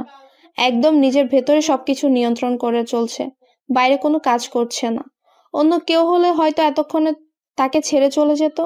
এতক্ষণে কিন্তু আশিক প্রিয়াঙ্কাকে যে এত অত্যাচার করলো, কিন্তু প্রিয়াঙ্কা তো একবারও মুখ ফুটে আশিকের প্রতিবাদ করলো না, শুধু তার কারণটা জানতে চেয়েছিল আর মাঝে মাঝে একটু হালকা পাতলা রাগ দেখিয়েছিল। তার থেকে আর একটা বেশি কথা বলেনি প্রিয়াঙ্কা। আশিক বুঝতে পারছে না যে কি করবে। আশিক মনে মনে ঠিক করলো এখন প্রিয়াঙ্কার কাছ থেকে তাকে ক্ষমা চেয়ে নিতে হবে, কারণ তার সাথে যে কাজগুলো করেছে সেগুলো আশিক যখন বুঝতে পারছে যে সে কাজগুলো করেছে সেগুলো সবই অন্যায় করেছে প্রিয়াঙ্কার সাথে, কেন এরকম করতেছে এখন বুঝতে পারছে আশিক। একটু আগে যদি ঘটনাটা একটু ব্যতিক্রম হয়ে যেত তাহলে তো এখানে কত কি হয়ে যেতে পারতো। এখনো তো একজনের জীবন চলে যেতে পারতো। কেন সে এরকম করতেছে? কেন সে নিজের মেন্টালিটিটা ঠিক করতে পারছে না? সেটা তো তার নিজের ব্যর্থতা। সেটা কেন প্রিয়াঙ্কার উপর চাপিয়ে দিচ্ছে সে বারবার? আশিক মনে মনে ভাবতে ভাবতে একদম নিঃশেষ হয়ে গেল। কি করতেছে সে? দেখো, তুমি যদি এখন আমার কথা না শোনো, সত্যি কিন্তু আমি কি করব নিজেও জানি না। আমার কথা শোনো, তাহলে তোমার জন্য ভালো হবে। তোমার যা ইচ্ছা তাই করো, আমি তোমার কথা শুনবো না। এটা আমি শেষবারের মতো বলতেছি, আমাকে আর ডিস্টার্ব করবে না। দেখো, এরকম জেদ ধরে থাকবে না। তাড়াতাড়ি গোসল করে ফ্রেশ হয়ে নাও। ডাক্তারের কাছে যাব, সেখান থেকে সোজা তোমাদের বাসায় যাব। ওখানে 2 দিন থাকবো, তারপর বাসায় আসবো। আমার এখানে বিয়ে হয়েছে, আমাকে এখানে থাকতে বলেছে আমার বাবা মা। আমি সেখানে মরে গেলেও যাব না। এখন আর আপনি আমাকে এইভাবে জোর জবরদস্তি করবেন না, আমার ভালো লাগতেছে না। কেন? আমার কথা শুনলে সমস্যা কোথায়? এমন করতেছো কিসের জন্য বুঝতেছি না। আমার কথা শোনো তুমি। আর তুমি কেন জেদ ধরে আছো নিজের উপর, বা আমার উপর কেন জেদ করে আছো? কেন আপনি আমাকে এইভাবে অত্যাচার করতেছেন বলেন তো? তার থেকে একবার মেরে ফেলুন তো। এত কষ্ট শুনতে আমার ভালো লাগে না। একটু আগেই তো মেরে ফেলতে ধরেছিলেন, এখন আবার জীবিত রেখে এত কথা বলতেছেন, ব্যাপার কি? তার থেকে একেবারে মেরে ফেলুন, ঝামেলা শেষ। আমি বলেছি এখন আমার কথা শোনো। এখন যদি তুমি গোসল না করো তাহলে আরো অসুস্থ হয়ে যাবে। আর ডক্টরের কাছে না গেলে তো কখনো সুস্থ হবে না, তোমাকে দেখে বোঝা যাচ্ছে।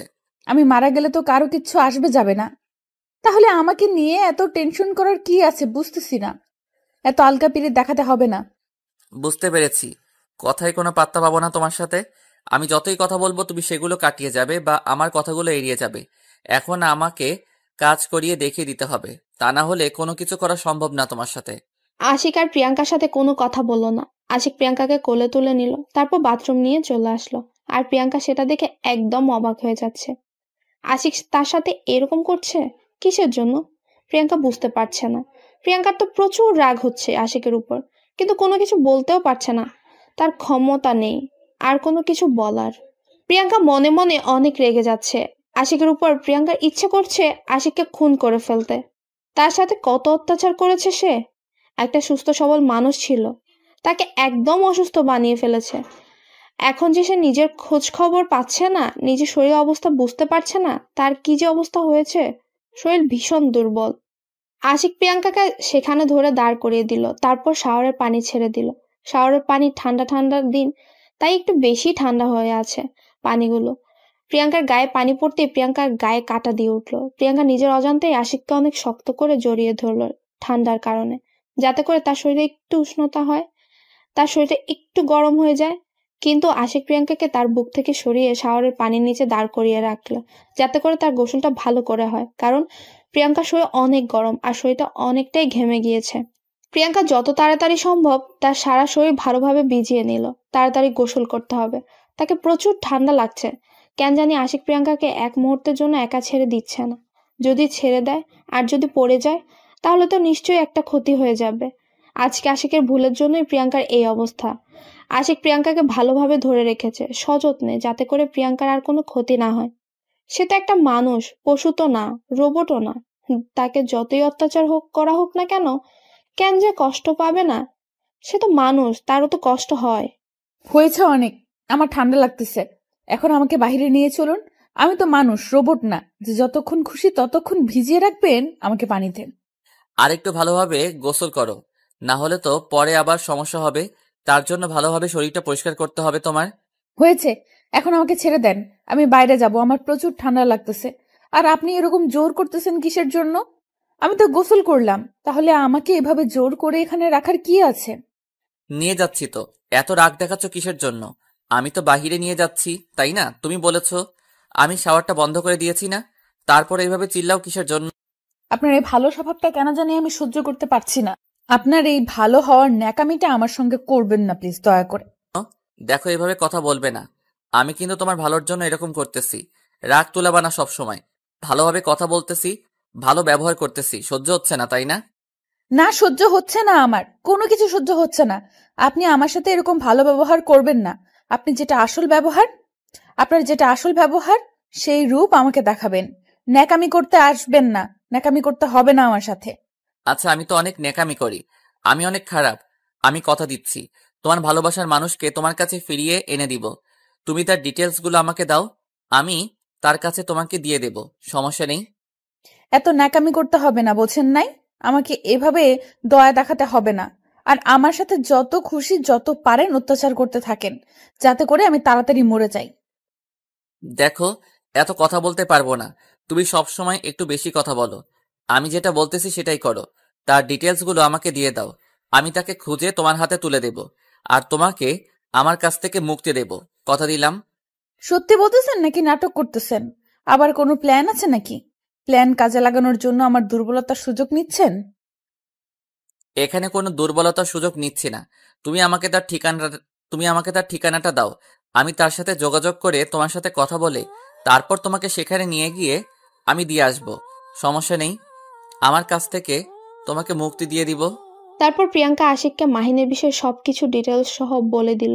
মাহিন কোথায় থাকে, কোন ক্লাসে পড়ে, কোথায় আড্ডা দেয়, কোথায় কোথায় তাদের দেখা হয়, সবকিছু বলে দিল। আর মাহিনের বাসার ঠিকানাটাও বলে দিল, যাতে করে আশিকের সুবিধা হয় মাহিনকে খুব তাড়াতাড়ি তার কাছে এনে দেওয়া। প্রিয়াঙ্কা মনে মনে অনেক খুশি হলো আশিকের এইরকম ব্যবহার দেখে। পরে আবার ভাবলো আশিকের এটা কোনো নতুন প্ল্যান না তো। সেটা ভেবে আবার মন খারাপ হয়ে গেল প্রিয়াঙ্কার। তা ভালো লাগছে, কারণ আশিক তার সাথে একটু ভালো ব্যবহার করছে, তার ভালোবাসার মানুষকে ফিরিয়ে এনে দিতে চাচ্ছে। দেখা যাক শেষ পর্যন্ত কি হয়। তারপর প্রিয়াঙ্কাকে রুমে এনে আশিক ভালোভাবে সবকিছু পরিষ্কার করে দিল। তারপর তাকে একটা জামা পরে নিতে বলল। প্রিয়াঙ্কা আশিকের থেকে লুকিয়ে মনে মনে বাথরুমে চলে গেল, জামা পরে নিল, তারপর বেরিয়ে আসলো। আর আশিক সঙ্গে সঙ্গে প্রিয়াঙ্কাকে সাথে করে নিয়ে বাসা থেকে বেরিয়ে পড়লো। আমরা এখন কোথায় যাচ্ছি, আর আমাকে এভাবে হুট করে বাসা থেকে বের করে নিয়ে আসলেন? তখন না বললাম আমরা ডক্টরের কাছে যাব, তারপর সেখান থেকে সোজা তোমাদের বাসায় যাব। ওইখানে 2 দিন থাকবো। ওইখান থেকে তোমার মাহিনকে খুঁজবো। তারপর আবার সেখানে তোমাকে মাহিন হাতে তুলে দিয়ে আমি বাসায় চলে আসবো। সত্যি বলতেছেন? আমার ভালোবাসাকে আমার কাছে ফিরিয়ে দেবেন? আপনাকে অনেক ধন্যবাদ আমার উপর দয়া দেখানোর জন্য। ধন্যবাদ দিতে হবে না, কারণ আমি এতদিন আমার নিজের জেদকে কাজে লাগিয়ে আপনাকে অনেক কষ্ট দিয়ে ফেলেছি। তার জন্য আমি ক্ষমা চেয়ে নিচ্ছি। জানি ক্ষমা পাওয়ার যোগ্য আমি না। আচ্ছা, আমরা এখন ডাক্তারের কাছে না যাই? আমি এমনিতেই যদি ঘুম পারি বা এমনিতেই খাওয়া দাওয়া ঠিক মতো করি তাহলে শরীর ঠিক হয়ে যাবে। অথচ ডাক্তারের কাছে গিয়ে আপনার টাকাগুলো নষ্ট করার কোনো মানে হয় না। সমস্যা নাই, অত্যাচার যেহেতু করেছি টাকা খরচ করলে কোনো সমস্যা হবে না। অত্যাচার করেছি, একটু তো চিকিৎসা করতেই হবে। চলেন না আমরা সেই নদীর ধারে যাই। যদি মাহিনের দেখা সেখানে পেয়ে যাই তাহলে তো কাজ হয়ে যাবে, কারণ সে হয়তো আমার জন্য অপেক্ষা করে ওই নদীর ধারে। আজকে আর অন্য কোথাও যাব না। আজকে সোজা এখান থেকে বাসায় চলে যাব। তারপর কালকে কোথায় যাওয়া যায় যাব সেখানে। সমস্যা কি? আজকে গেলে যদি তার দেখা পেয়ে যাই, চলেন না। আমার কথাটা একটু রাখেন না, যেহেতু একটু আমার দায়িত্ব নিতে চাচ্ছেন, প্লিজ আমার কথাটা রাখেন। আমার পক্ষে সেটা করা কখনো সম্ভব নয়, কারণ তোমার শরীরের অবস্থা অনেক খারাপ। আর তোমাকে এই অবস্থায় আমি কোথাও নিয়ে যেতে পারবো না। এর থেকে আজকে তুমি রেস্ট করো, কালকে থেকে খোঁজা শুরু করে দেব। প্রিয়াঙ্কার অনেক মন খারাপ হলো। আশিককে অনেক কিছু বলতে চাইলো, কিন্তু নিজের মধ্যে সবকিছু রেখে দিল, কারণ আশিক একটু ভালো ব্যবহার করছে। এখন যদি প্রিয়াঙ্কা আবার নাকামো করে, কথাবার্তা বলে, সেটা যদি অন্য লেভেলের হয়ে যায়, তখন তো আবার কি না কি হয়ে যাবে। তার থেকে প্রিয়াঙ্কা নিজেকে সংযম করলো, যাতে করে আশিক নিজের কথা থেকে সরে না আসে, যাতে করে সে তার ভালোবাসার মানুষকে ফিরে পায়। আর এই অত্যাচারের জগৎ থেকে সে একটু মুক্তি পেতে চায়, সুন্দরভাবে বেঁচে থাকতে পারে। তার জন্য প্রিয়াঙ্কা চুপ হয়ে গেল। মাহিন যে কতটা তাকে ভালোবাসে সেটা শুধু প্রিয়াঙ্কাই জানে। এতদিনের ভালোবাসার মধ্যে মাহিন তাকে কোনো খারাপ উদ্দেশ্যে ইঙ্গিত করেনি, খারাপ কথা বলেনি। সবসময় তার ভালো চেয়েছে, সবসময় তার ভালোবাসা পবিত্রতা রেখেছে। কিন্তু আজকে বিয়ে হওয়ার 1 সপ্তাহ হয়ে গেল, মাহিনের একবারও খোঁজ খবর নিল না। এই বিষয়টা খুব চিন্তায় ফেলে দিচ্ছে প্রিয়াঙ্কাকে। কারণ মাহিন নিজের কোনো ক্ষতি করলো না তো আবার তার বিয়ের কথা শুনে? প্রিয়াঙ্কা আর কোনো কিছু ভাবতে পারছে না। তার খুব ভালো লাগছে আজকে। তার মনটা কেন জানি খুব খুশি খুশি লাগতেছে। কারণ আশিক তার সাথে এত ভালো ব্যবহার করেছে, তার উপর তার ভালোবাসার মানুষকে খুঁজে এনে দিবে বলল। এই কথাগুলো ভাবতে গেলেই প্রিয়াঙ্কার মন আনন্দে ভরে যাচ্ছে। তারপর আশিকের সাথে প্রিয়াঙ্কা ডক্টরের কাছে গেল। ডক্টরকে দেখানো হলো। ডক্টর কিছু টেস্ট করতে দিল প্রিয়াঙ্কার। প্রিয়াঙ্কা আশিকের সাথে গিয়ে সেই টেস্টগুলো করে নিল তাড়াতাড়ি। প্রিয়াঙ্কা অবাক হয়ে গেল, এত তাড়াতাড়ি কিভাবে টেস্টের রিপোর্ট আর এত তাড়াতাড়ি কিভাবে সব কিছু হয়ে গেল। প্রিয়াঙ্কার কেমন যেন একটা খটকা লাগলো। এখানে আশিক আসলো মাত্র আর তাকে দেখে সব কিছু তাড়াতাড়ি হয়ে গেল, এটা কিভাবে সম্ভব? প্রিয়াঙ্কা তো এর আগেও অনেক হসপিটালে গিয়েছিল। ডক্টরের কাছে দেখা করতে গেলে লাইন ধরে দাঁড়াতে হয়। তারপর টেস্টের কথা তো বাদই দিলাম, টেস্টের রিপোর্ট দিতে দিতে 2 থেকে 3 ঘন্টা লেগে যায়। কিন্তু এখানে মাত্র 10 থেকে 15 মিনিটের মধ্যে, মানে টেস্টের পরীক্ষা করতে যতক্ষণ না সময়, তার থেকে বেশি সময় লাগলো না। আর তার থেকে বড় কথা হলো, ডক্টর কিভাবে এত তাড়াতাড়ি রিপোর্ট দেখে? সবাইকে দেখার পর তারপর রাত্রে বা 2-3 ঘন্টা পর রিপোর্ট দেখে। কিন্তু এটা কিভাবে সম্ভব হয়ে গেল? প্রিয়াঙ্কা আর কোনো কিছু ভাবতে পারছে না। তাড়াতাড়ি হসপিটাল থেকে বেরিয়ে আসলো আশিক প্রিয়াঙ্কাকে সাথে করে নিয়ে। প্রিয়াঙ্কার সাথে কোনো কথা বলছে না। একটা কথা চিন্তা করতেছে সে, মাহিনের দেখা কখন পাবে, আর তাকে কতদিন ধরে সে দেখে না, নিজের কি অবস্থা করে রেখেছে সেটাই ভাবছে প্রিয়াঙ্কা। কি হলো, এত মনোযোগ দিয়ে কি ভাবতেছো? ভালোবাসার মানুষের দেখা পাবে, তার জন্য কি আমার সাথে কথা বলা যাবে না? একদম চুপ মেরে আছো যে। কোথায় চুপ মেরে আছি? আমি তো সেই থেকেই বকবক করলাম, আর বেশি বকবক করলে মাথাটা কেমন জানি ব্যথা করে, তার জন্য চুপ করে আছি। এখন একটু রেস্ট নিতেছি। আচ্ছা, তাহলে এই ব্যাপার। তখন ডক্টরের কাছে বললে না কেন? তারা ওষুধ লিখে দিত, খাইলে তো আর এই সমস্যাটা হতো না। তখন না মনে করে দিয়ে এখন আবার বলতেছো এসব কথা?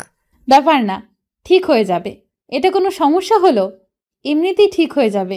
ঘুম হয়নি তো এই কয়দিনে, তার কারণে এরকম সমস্যা হচ্ছে। সব আমার দোষ, তাই না? আমি যদি এরকম না করতাম তাহলে আজকে আপনার কোনো সমস্যা হতো না। এটা কি শুরু করেছেন বলেন তো? একবার আপনি, একবার তুমি, একবার তুই, যে কোনো একটা ধরে থাকেন। এখন থেকে একটাই ধরে থাকবো, সেটা হচ্ছে আপনি। কারণ এখন থেকে এটার পরিবর্তন করার অধিকার আমার নাই। কে বলেছে নাই? কেন নাই? কিসের জন্য নেই? আপনি যেহেতু আমাকে চেনেন, বা আপনার এখন বউ আমি, তাহলে তুমি বা তুই করেই বলতে পারেন, সমস্যা নেই। আপনার যেটা খুশি আপনি ধরে থাকবেন কিসের জন্য? ভালো জিনিসের কদর আমরা করতে পারি না, তাই আমিও হয়তো ভালো জিনিসের কদর করতে পারলাম না। তার জন্য এখন থেকে আপনি ঠিক করে রাখছি। কি বলবেন আপনি? আপনার কোনো কথা আমি বুঝতে পারতেছি না। এতক্ষণ তো আপনার কথা মানে গুলো বুঝতে পারলাম, এখন কেন জানি আমার মাথার উপর দিয়ে যাচ্ছে। আপনাকে কোনো কিছু বুঝতে হবে না। এখন চলেন আপনার বাসায় যাব, তারপর সেখানে গিয়ে রেস্ট করব। আমারও খুব ক্লান্ত লাগতেছে কেন জানি। আচ্ছা তাহলে চলেন এখান থেকে। তো আমাদের বাসা অনেক দূর, জার্নি করতে হবে। কে বলেছে অনেক দূর? আমরা এখন বাইকে যাব, সমস্যা নেই। উঠো, বা অটো বা সিএনজিতে যাব না, খুব তাড়াতাড়ি পৌঁছে যাব। এখন আমরা বাইক কই পাইবো? আসার সময় তো সিএনজি করেই আসলাম, এখানে এখন বাইক কোথায় পাবো আমরা? সেটা নিয়ে তোমাকে এত টেনশন করতে হবে না, সেই টেনশনটা আমার, আমি ম্যানেজ করে রেখেছি। এখন চলো, তাড়াতাড়ি সামনে রাখা আছে আমাদের জন্য বাইক। প্রিয়াঙ্কা আর কোনো কথা বলল না, চুপচাপ আশিকের সাথে সামনে এগিয়ে যেতে লাগলো। সামনে গিয়ে দেখে সত্যি একটা বাইক রাখা আছে, সেখানে একটা ছেলে দাঁড়িয়ে আছে। ছেলেটা আশিকের হাতে বাইকের চাবিটা দিয়ে একটা ট্যাক্সি করে সেখান থেকে চলে গেল। আশিক বাইকে উঠে পড়লো আর প্রিয়াঙ্কাকে উঠতে বলল। প্রিয়াঙ্কা আশিককে ধরে বাইকে উঠে বসে পড়লো, আর আশিক সঙ্গে সঙ্গে অনেক স্পিডে বাইক চালানো শুরু করে দিল। প্রিয়াঙ্কা প্রথমে ভেবেছিল আশিক হয়তো ভালো মতো ড্রাইভ করতে পারে না, কিন্তু আশিকের ড্রাইভ দেখে প্রিয়াঙ্কা অবাক হয়ে গেল। আশিকের ড্রাইভিংটা প্রিয়াঙ্কা অনেক এনজয় করলো, কারণ এত সুন্দরভাবে ড্রাইভিং করছে আর এত স্পিডে গাড়ি চালিয়েছে, নিখুঁতভাবে, একদম একজন রাইডারের মতো। প্রিয়াঙ্কা তো আসলে জানতো না যে আশিক আগে কি করছিল বা এখন কি করে, কিছুই না। আশিকের সাথে প্রিয়াঙ্কা আজকে 1 সপ্তাহ যাবৎ আছে, কিন্তু আশিকের সম্পর্কে সে এখন পর্যন্ত কিছুই জানে না। আশিক কি করে, আশিকের পেশা কি, আশিক কি কাজ করে, শুধু প্রিয়াঙ্কা জানে আশিকের আব্বু বিদেশ থাকে, সেখান থেকে টাকা পাঠায়, সে টাকায় মনে হয় আশিক চলাচল করে। কিন্তু প্রিয়াঙ্কা তো আর এটা জানে না যে আশিক কত বড় বিজনেসম্যান আর কত সফল একজন ব্যক্তি। কিন্তু তার কিছু সমস্যার কারণে তার আজকে এই অবস্থা। সেখানে যে ডাক্তারের কাছে গিয়েছিল সেটা ছিল আশিকের বেস্ট ফ্রেন্ড। একসাথে পড়াশোনা করেছে ছোট্টবেলা থেকেই। আশিকও ডাক্তারি পড়েছে, কিন্তু ডাক্তারি না করে সে এখন ব্যবসা করে। কিছুক্ষণ পর আশিক প্রিয়াঙ্কার বাসার সামনে গিয়ে পৌঁছে গেল। খুব অল্প সময়, 30 মিনিট লেগেছিল। যেখানে 1 ঘন্টার রাস্তা সেখানে 30 মিনিটের মধ্যেই এসে পৌঁছে গেল। আশিক এসে প্রিয়াঙ্কাকে বাইক থেকে নামিয়ে দিয়ে আবার বাইকটা একটা সাইড করে রেখে দিল। তারপর প্রিয়াঙ্কার হাত ধরে প্রিয়াঙ্কাদের বাসায় প্রবেশ করলো আশিক। বাসার ভেতরে প্রবেশ করে দেখে গেটম্যান বাহিরে দাঁড়িয়ে আছে, আর বাসার ভেতরে নাকি কেউ নেই। গেটম্যানের কাছ থেকে জানতে পারলো। তার কাছ থেকে চাবিটা নিয়ে নিল প্রিয়াঙ্কা, তারপর ভেতরে চলে আসলো। আচ্ছা, আমরা যে এখানে আসব সেটা কি আমার আব্বু আম্মু জানে না, নাকি তাদের জানানো হয়নি? আমি আসলাম তাদেরকে সারপ্রাইজ দিতে, কিন্তু উল্টো তো আমি নিজেই সারপ্রাইজড হয়ে গেলাম। কেউ বাসায় নেই, এখন কি হবে? কি আর হবে, আমার রুমে চলেন, আমি আপনাকে রুমটা দেখিয়ে দিচ্ছি। আর আমি দেখি আব্বু আম্মুর সাথে ফোনে কথা বলি, কতক্ষণ লাগবে বাসায় আসতে তাদের। অযথা তাদেরকে টেনশনে নিয়ে লাভ আছে? তার থেকে তারা যে কাজে গেছে কাজটা শেষ করে আসুক, আমরা এখন রেস্ট করি। এটা কেমনে হয়? আপনি জামাই মানুষ, নতুন এসেছেন শ্বশুরবাড়ি, আর আপনার খাতিরদারি করবে না? এটা কেমনে হয়? আপনি এখানে শুয়ে থাকেন, আমি আপনার জন্য নাস্তা নিয়ে আসতেছি। এত দরদ দেখাতে হবে না। নিজের শরীরের খোঁজ পায় না, সে নাকি আমার জন্য নাস্তা করতে যাবে? কে বলেছে শরীরের খোঁজ পায় না? এখন আমি ঠিক আছি, এখন আমি আপনার জন্য নাস্তা করে নিয়ে আসতে পারবো। আমার উপর বিশ্বাস রাখেন, আমি নিয়ে আসতেছি। এটা না করে এই নেন আমার মোবাইল। আপনার সেই ভালোবাসার মানুষকে একটু ফোন দেন। আপনার সিম থেকে ফোন দিলে হয়তো না ধরতে না পারে অভিমান করে, তাই আমার আননোন সিম থেকে ফোন করেন আর কথা বলেন কালকে কোথায় যাব, আমরা গিয়ে তার দেখা পাবো। যেহেতু আমার উপর অভিমান করে আছে, এখন যদি ফোন করি আর দেখা করার কথা বলি তাহলে নিশ্চয়ই আসবে না। তার থেকে সে যেখানে সেখানে থাকে, আমি সব জায়গা চিনি, আমরা কালকে সেখানে সেখানে যাব। বাকিটা আপনার ইচ্ছা। আমার বলা উচিত ছিল, আমি বললাম। এখন যদি আপনি তার সাথে কথা বলেন তাহলে ভালো, না বললে আমার তো কিছু করার নেই। যেটা অবশ্যই ঠিক বলেছেন, যেহেতু আপনার কিছু করার নেই তাহলে আপনি এখানে বসে থাকেন, আমি আপনার জন্য নাস্তা রেডি করে আনতেছি। আপনাকে দেখে ক্লান্ত মনে হচ্ছে, আপনি শুয়ে থাকেন, আমি নিচে যাচ্ছি আর আসতেছি। বলতেছি না আমার জন্য কিছু করা লাগবে না। আর আপনার এই অসুস্থ শরীর নিয়ে আপনি নিচে যাবে না, আসবেনও না, আর এখানে শুয়ে থাকবেন। পরে আবার ঝামেলা হবে, না হলে আমি এত কিছু নিতে পারবো না। তার থেকে আপনি শুয়ে থাকেন। আমাকে নিয়ে এত টেনশন করতে হবে না, আমার কিছু হবে না, আমি একদম ঠিক থাকবো। আপনার জন্য নাস্তা নিয়ে আসতেছি, এত কথা বলতে হবে না আমার সাথে, আমি যাবো আর আসবো। আমার উপর কথা বলা কিন্তু আমি একদম পছন্দ করি না, সেটা আপনি ভালো করে জানেন। আশা করি আর বোঝাতে হবে না। এখন চুপচাপ এখানে শুয়ে রেস্ট করেন, আমার কিচ্ছু লাগবে না।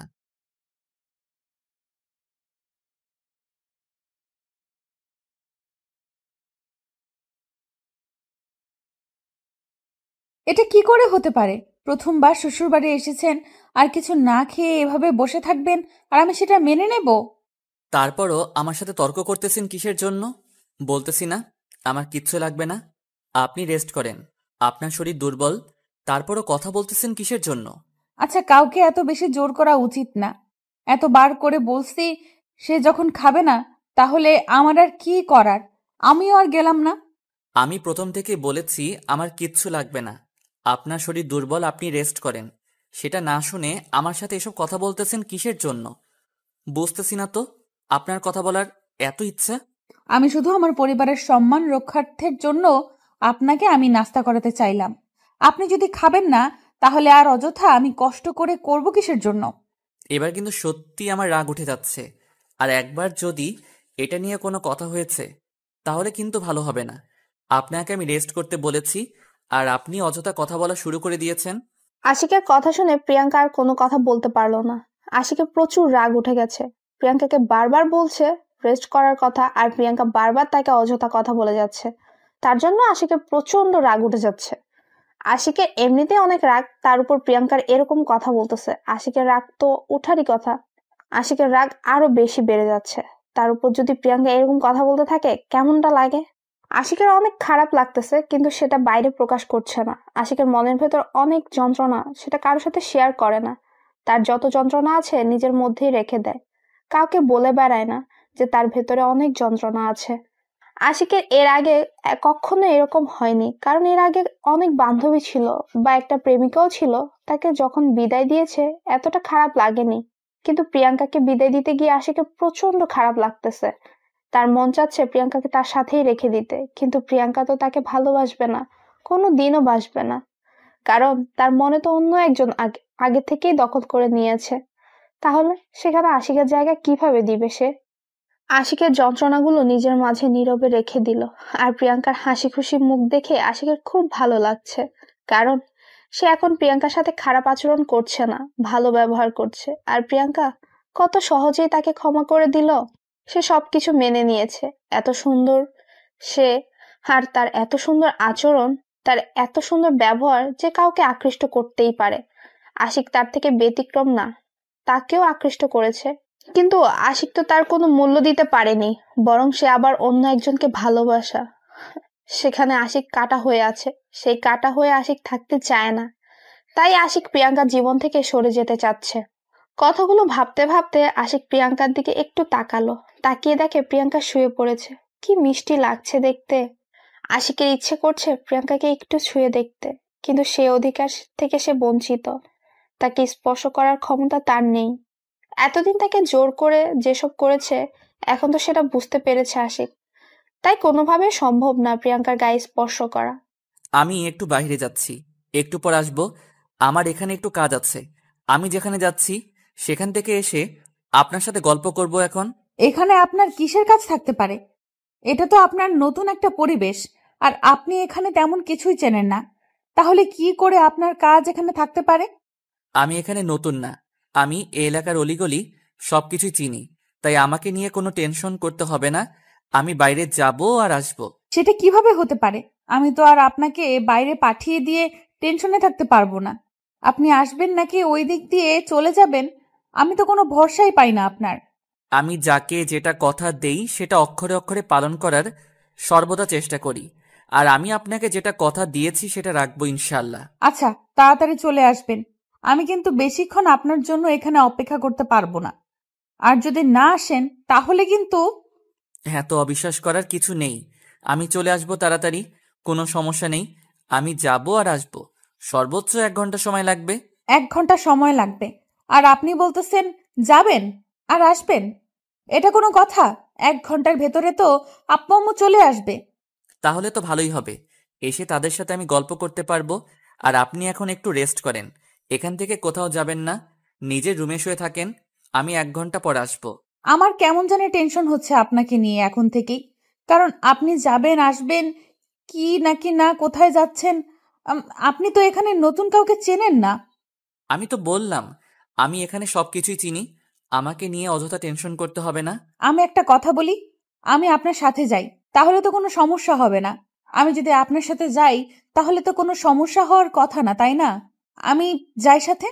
আপনি কেন বোঝার চেষ্টা করতেছেন না? কেন এত অবিশ্বাস করতেছেন আমাকে? আমি যাব আর এই আসবো। বিশ্বাসের কথা এখানে বলতেছি না, বলতেছি যে আপনাকে কি পাওয়া যাবে নাকি আপনি সেখান থেকে চলে যাবেন, সেটার বিশ্বাস পাচ্ছি না আমি। আচ্ছা, এই নেন আমার ফোন। আমার ফোনে গেমস খেলেন। আমি যাব আর আসবো, আমার ফোনের প্রয়োজন হবে না। আমি শুধু এক জায়গায় যাব, সেখান থেকে বেশিক্ষণ সময় নেব না, তাড়াতাড়ি চলে আসবো। তাহলে ফোন একদম আনলক করে আমাকে দিতে হবে। আমার যখন যেখানে খুশি আমি সেখানে যেতে পারি, না হলে কিন্তু আমার মেজাজ গরম হয়ে গেলে ফোনটা ভেঙে ফেলতে পারি। আছে, সমস্যা নেই, আমি ফোন একদম আনলক করে দিচ্ছি। আপনি ফোনে গেমস খেলেন, আর আমি যাব আর আসবো, বেশি সময় নেব না। আপনি গেমস খেলা শেষ না করতেই আমি চলে আসবো। তারপর আশিক তার ফোনের যেখানে যেখানে পাসওয়ার্ড দেওয়া ছিল সবকিছু একদম আনলক করে দিয়ে চলে গেল বাসা থেকে। প্রিয়াঙ্কা একটু ফ্রি ফায়ার ভালো খেলতে পারে, সে আগে খেলেছিল। মাহিন সেও গেমে এসেছিল, মাহিনের সাথে যেন সবসময় কানেক্ট থাকতে পারে, তার জন্য প্রিয়াঙ্কাও খেলতো।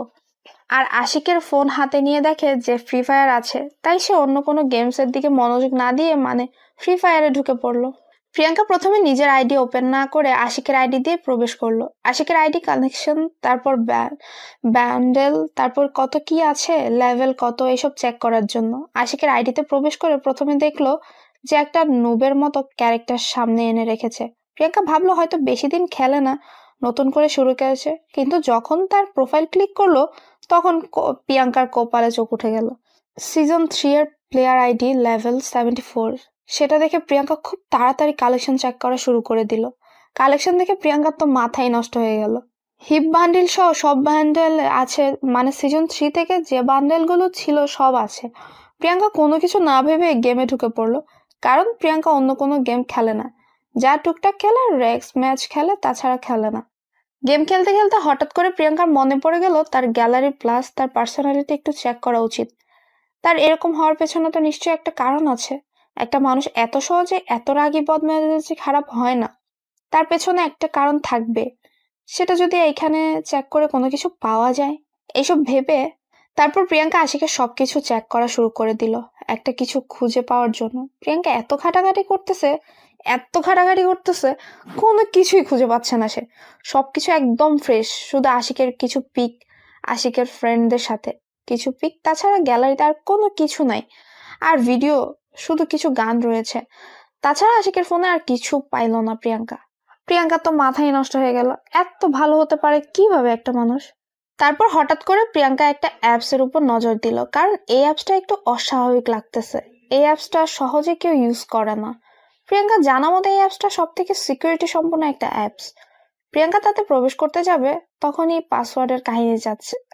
পাসওয়ার্ডটা এখন কি দেবে ভেবেই পাচ্ছে না প্রিয়াঙ্কা অনেকভাবে চেষ্টা করতেছে, কিন্তু কোনোভাবেই সে অ্যাপসটার ভেতরে ঢুকতে পারছে না, কারণ সিকিউরিটি দেওয়া আছে। সেখানে কিভাবে প্রবেশ করা যায়? এখানে তো এত সহজে প্রবেশ করা যাবে না। প্রিয়াঙ্কা কয়েকটা পাসওয়ার্ড দিয়ে চেষ্টা করলো, কিন্তু একটাও কাজ হচ্ছে না। আশিক যেটা যেটা করে সবকিছু, মানে এমন কোনো জিনিস নাই যে প্রিয়াঙ্কা যতটুকু জানে আশিকের সম্পর্কে সবকিছু দিয়ে ট্রাই করলো, একটা দিয়েও খুললো না। প্রিয়াঙ্কা এসব নিয়ে ঘাটাঘাটি করতেছিল, হঠাৎ করে আশিক রুমের ভেতর প্রবেশ করে।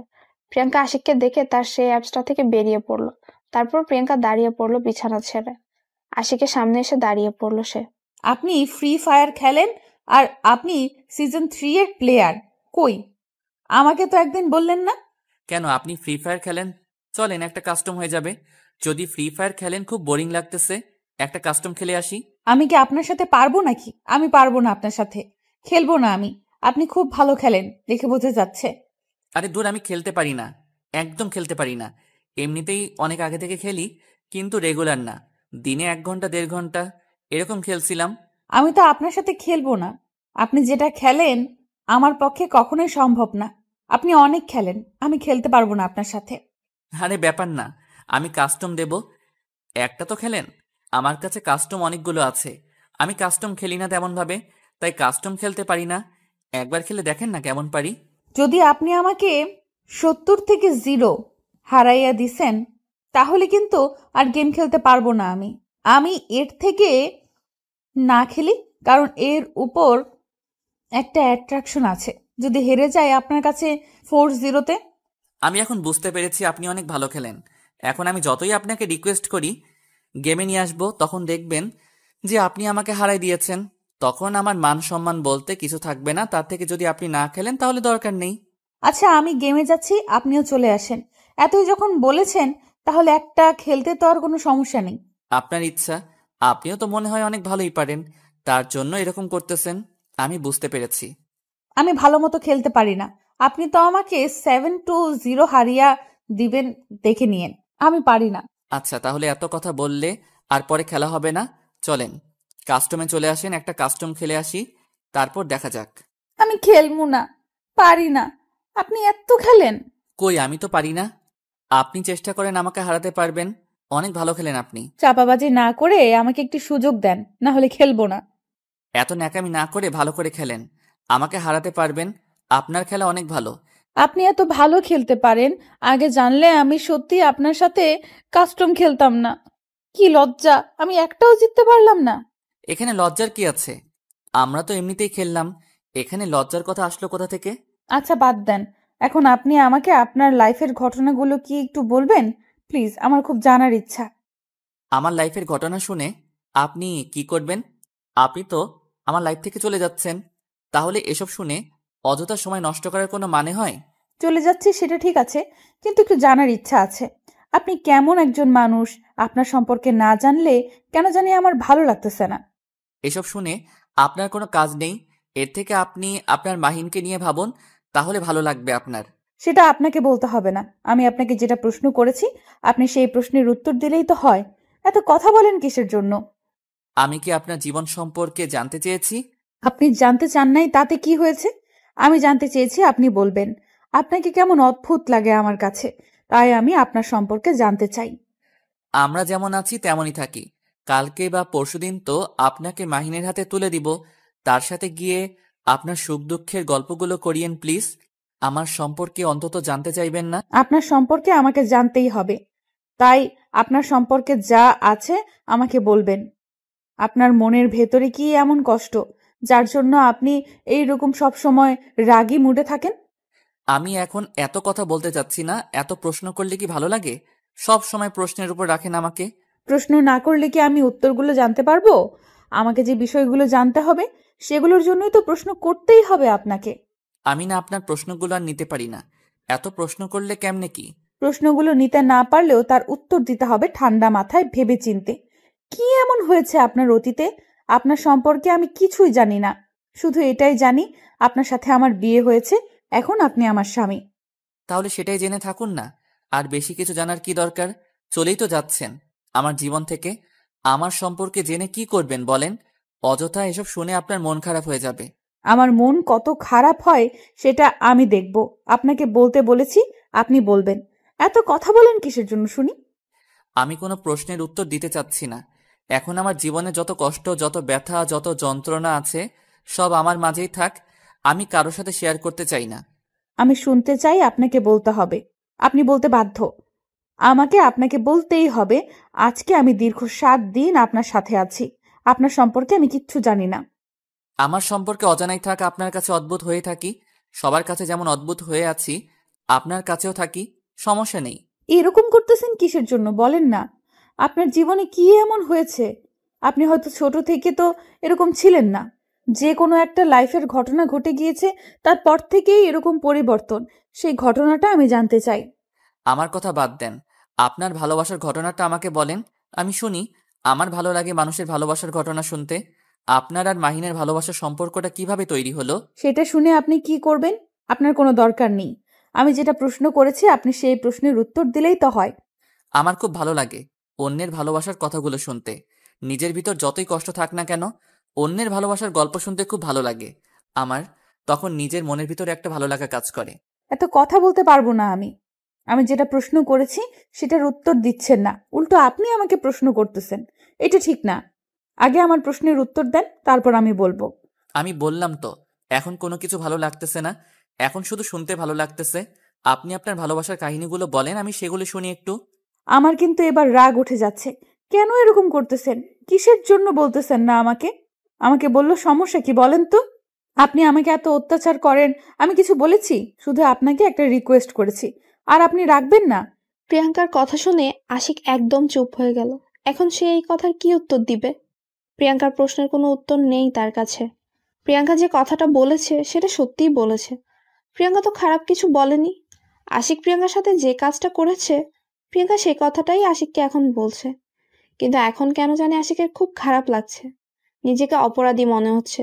নিজেকে অপরাধী মনে হচ্ছে প্রিয়াঙ্কার সামনে।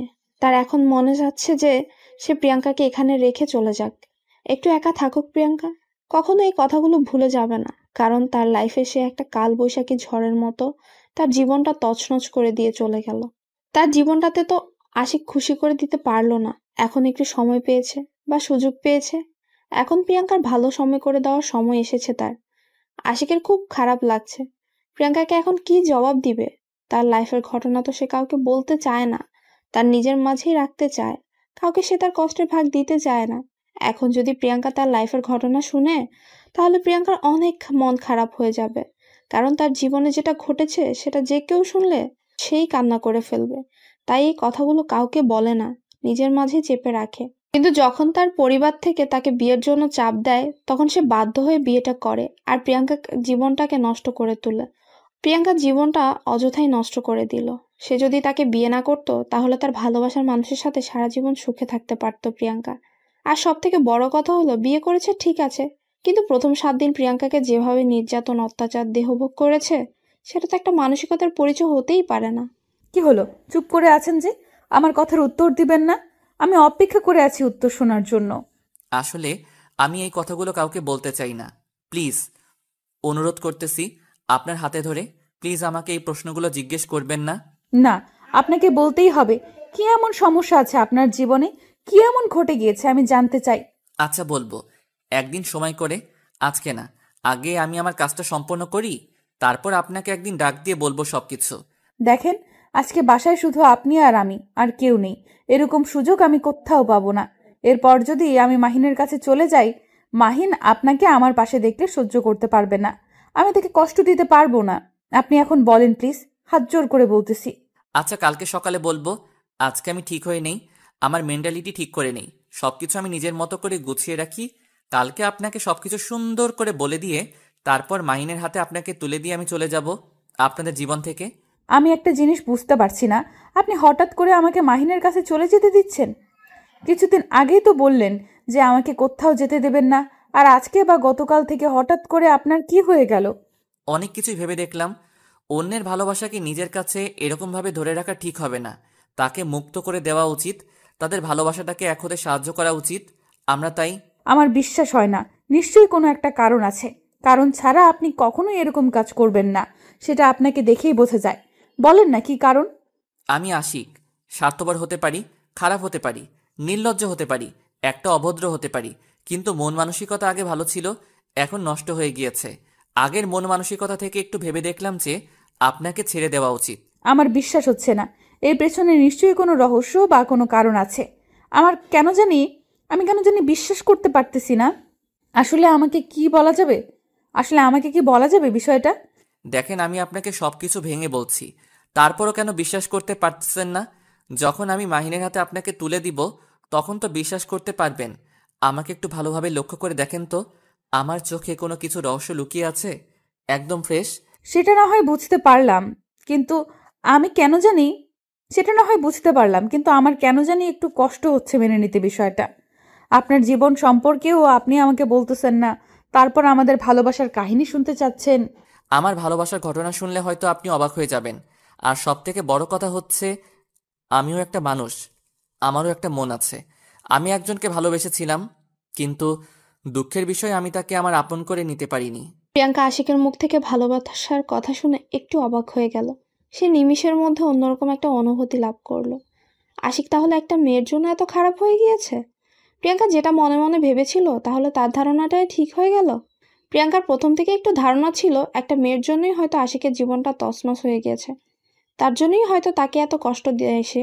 আশিক কথাটা বলে মাথা নিচু করে চোখ থেকে নোনা জল ছেড়ে দিল। আশিক যখন মিমের কথা মনে করে, আশিকের চোখের জল ধরে রাখতে পারে না। তাকে সে নিজের জীবন থেকেও বেশি ভালোবাসতো, কিন্তু মিম তার ভালোবাসার কোনোই মর্যাদা না দিয়ে তাকে ছেড়ে চলে গিয়েছে।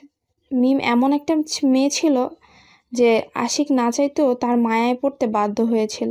একদম মায়াবী চেহারা ছিল, কিন্তু মায়াবী চেহারার পিছনে যে কালসাপের মতো একটা গ্রুপ ছিল, সেটা আশিক বুঝতে পারেনি। আশিক সবসময় মিমকে নিজের থেকেও বেশি ভালোবাসতো, কিন্তু মিম কখনোই আশিককে আপন করে নিতে পারেনি। সবসময় তাকে সন্দেহ করেছে, সবসময় তাকে ঘৃণা করেছে। আশিকের ভালোবাসাটা মিম কখনোই বুঝতে পারেনি। আশিকের খুব খারাপ লাগতেছে তার কথা মনে পড়তে। তার জন্যই আশিক সবসময় অনেক কঠোর হয়ে থাকে, যাতে করে মিমের কথা মনে না পড়ে। আশিক তার হাত দিয়ে নিজের চোখের পানিটা মুছে ফেললো, আর প্রিয়াঙ্কা সেটা পরক্ষণেই দেখে নিল। কারণ প্রিয়াঙ্কা আশিকের দিকে এক দৃষ্টিতে তাকিয়ে আছে। আশিকের ভাবমূর্তি একদম পরিবর্তন হয়ে গেছে তার জন্য। সে এতদিন থেকে, মানে গত 7 দিন থেকে আশিককে দেখে এসেছে, কিন্তু আশিকের ভেতরের অনুভূতিটা সম্পর্কে সে আজকে বুঝতে পারলো। প্রিয়াঙ্কার খারাপ লাগছে, কারণ ভালোবাসার মর্মটা কি সেটা প্রিয়াঙ্কা হাড়ে হাড়ে জানে।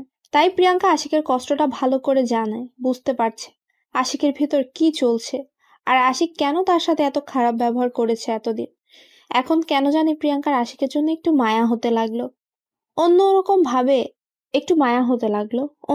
ভাবে। এর আগে কখনো এরকম হয়নি। আশিকের চোখের পানি দেখে প্রিয়াঙ্কা নিজেকে আর ধরে রাখতে পারলো না। আপনি নিজেকে এত কষ্ট দেন কিসের জন্য? আপনি যদি আজকে আপনার আম্মুর সাথে এই কষ্টগুলো শেয়ার করতেন বা কোনো ফ্রেন্ডের সাথে শেয়ার করতেন, তাহলে কখনো আপনার এরকম চাপা কষ্ট হতো না মনের ভেতর। আশিক কোনো প্রকার কথা বলছে না, চুপচাপ মাথা নিচু করে এখনো আছে। প্রিয়াঙ্কা গিয়ে আশিকের কাছে বসে পড়ল, আর আশিকের হাতটা নিজের হাতে নিয়ে নিল। কারণ এখানে সংকোচ করার কিছু নেই। আশিক তো অন্য কেউ না, তার বিয়ে করা স্বামী, কিন্তু সে ভালোবাসে অন্যজনকে। এটা একটা মায়া বলে তো কথা আছে, দীর্ঘ 7 দিন একই সাথে আছে, একই বিছানায় সাথে থাকে, একই সাথে খাচ্ছে, তার প্রতি তো একটু হলেও মায়া হবে। আশিক তো আর পশু না, মানুষই তো। কি হলো, আমার সাথে কথা বলবেন না? আমি আপনার উপর সব মান অভিমান ছেড়ে আপনার সাথে কথা বলতেছি, আপনার সম্পর্কে জানতে চাচ্ছি, আর আপনি আমাকে বলবেন না? কি বলবো আমি?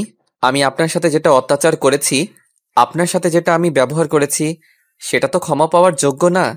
একটা কথা সবসময় মাথায় রাখবেন, একজন মানুষের জন্য অন্য একজন মানুষের উপর প্রতিশোধ নেবেন, এটা ভুল করেও কখনো করবেন না।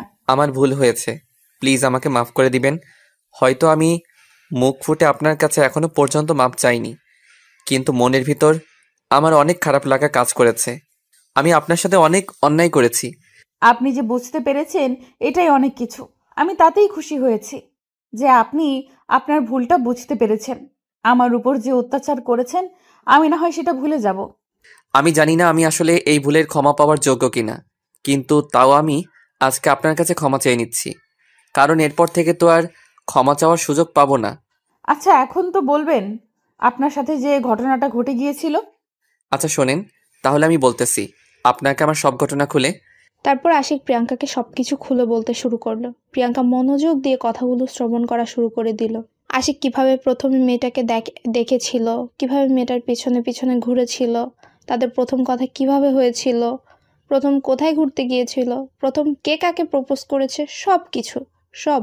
তারপর যখন তাদের ভালোবাসা শুরু হলো, তখন আশিক মেয়েটাকে প্রতিদিন বাসায় নিয়ে আসা যাওয়া করতেও মিম আশিকের বাসা দেখে একদম টাকার লোভে পড়ে গিয়েছিল। তারপর থেকে মিম প্রতিদিন তার বাসায় আসা যাওয়া শুরু করে দিয়েছিল। আশিক প্রথমে বুঝতে পারেনি যে মিম তার কাছে শুধু ভালোবাসার নাটক করছে। আশিক সত্যি সত্যি মিমকে অনেক ভালোবাসতো, কিন্তু মিম আশিককে ঠকিয়ে ছেড়ে চলে গেছে। আশিকের অনেক সম্পত্তি নিজের নামে করে নিয়েছিল। তারপর হঠাৎ একদিন আশিকের সাথে সব সম্পর্ক নষ্ট করে দিয়ে চলে যায় সে। আপনি আর খোঁজ নেওয়ার চেষ্টা করেননি, বা মিম নামের মেয়েটা আপনার কাছে আর কখনো যোগাযোগ করার চেষ্টা করেনি? আসলে আমি একজন বড় বিজনেসম্যান ছিলাম, কিন্তু আমার সম্পত্তি যখন মিম নিয়ে চলে যায় তখন আমি প্রায় নিঃস্ব হয়ে গিয়েছিলাম। একটা মেয়ে কিভাবে এত স্বার্থপর হতে পারে? কিভাবে একটা মানুষকে নিঃস্ব করে দিয়ে চলে যেতে পারে? আমি বুঝে উঠতে পারি না। আর তখন জিজ্ঞেস করেছিলেন না ডক্টর কেন আমাদের সবকিছু তাড়াতাড়ি করে দিল?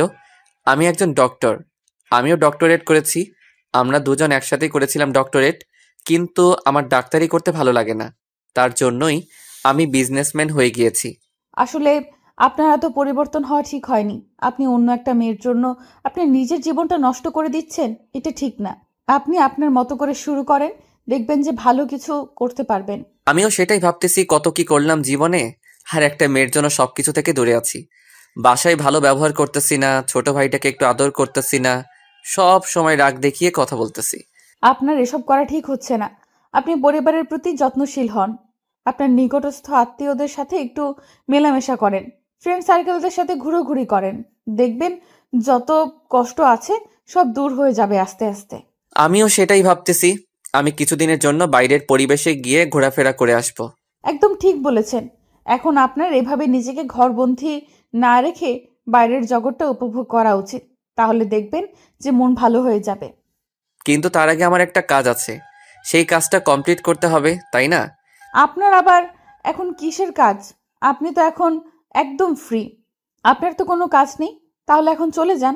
এখন আমি আপনার ভালোবাসার মানুষের হাতে আপনাকে তুলে দিয়ে তারপর আপনার কাছ থেকে মুক্তি নিয়ে আমি বেরিয়ে পড়ব। আমি অনেক এক্সাইটেড। মাহিনকে কতদিন ধরে দেখি না, কালকে দেখব, তার সাথে কথা বলবো। জানেন, আমি তাকে অনেক ভালোবাসি, অনেক, নিজের জীবনের থেকেও বেশি। তাহলে আমাকে বিয়ে না করে তার সাথে পালিয়ে গেলেও তো পারতেন, তাই না? অযথা আমার সাথে এই 1 সপ্তাহ এত অত্যাচার সহ্য করলেন কিসের জন্য আমার? আমি নিরুপায় ছিলাম। হঠাৎ করে আম্মু এসে বলল আমার বিয়ে, আর সাথে সাথেই রুমের দরজা অফ করে দিয়ে আম্মু আমার সাথে বসেছিল, কোথাও যায়নি, আর আমার ফোনটাও নিয়ে নিয়েছিল। আমি কারোর সাথে কন্ট্যাক্ট করতে পারিনি। আমার ক্ষেত্রেও একই অবস্থা হয়েছিল। আব্বু এসেছিল বিদেশ থেকে, আর এসেই বলতেছিল আমার নাকি বিয়ে, আর এমনভাবে চেপে রেখেছিল আমি কোথাও যাইতে পারিনি। একটু যদি সরে যেতে পারতাম তাহলে কখনোই বিয়েটা করতাম না। আমার মনের ভিতর একটা রাগ জেগেছিল যে একটা মেয়ে আমাকে ধোকা দিয়েছে, আমি অন্য একটা মেয়ের উপর এই প্রতিশোধ নিব। তার জন্য পরে নিজের উপর এক প্রকার জেদ করে বিয়েটা করেছি। সবকিছুর একটা লিমিট থাকা দরকার, কিন্তু আপনি আমার সাথে যেটা করেছেন আমি তার জন্য সত্যিই মেন্টালি ভাবে প্রস্তুত ছিলাম না। আমি আবারও আপনার কাছে ক্ষমা চাচ্ছি। দরকার পড়লে আমি আপনার পায়ে পড়তেছি, তাও প্লিজ আমাকে ক্ষমা করে দিবেন, কারণ আমি সত্যি অনুতপ্ত। আমার ভাগ্যে যেটা ছিল সেটাই হয়েছে, আমি এটা আমার ভাগ্যের দোষ বলে চালিয়ে নেব, সমস্যা নেই। আপনি যদি খুশি হয়ে থাকেন আমার উপর অত্যাচার করে, তাতেই আমি খুশি। আমি সত্যি অনেক লজ্জিত। আমি এখন বুঝতে পারতেছি আসলে জীবনটা কি, আর আপনার মতো একটা মেয়ের সাথে পরিচয় হয়ে আমি এটাও বুঝতে পারতেছি সব মেয়ে একই রকম না। সেদিনের মতো তাদের খুনসুটির গল্প সেখানেই শেষ হয়ে গেল, তাদের আবেগ প্রবণতা সেখানেই শেষ হয়ে গেল। আশিক আর প্রিয়াঙ্কা একই বিছানায় শুয়ে আছে, কিন্তু মাঝখানে একটা কোলবালিশ দিয়ে। আশিক আর প্রিয়াঙ্কা গল্প করতে করতে কখন যে ঘুমিয়ে গেছিল তারা কেউই বুঝতে পারেনি। যখন তাদের ঘুম ভাঙলো তখন দেখে প্রিয়াঙ্কা আশিকের বুকের উপর শুয়ে আছে। প্রিয়াঙ্কার ঘুম ভেঙে যেতেই প্রিয়াঙ্কা তাড়াতাড়ি করে আশিকের বুক থেকে উঠে আশিকের দিকে কিছুক্ষণ তাকিয়ে রইল, তারপর বিছানা ছেড়ে নেমে উঠে চলে গেল।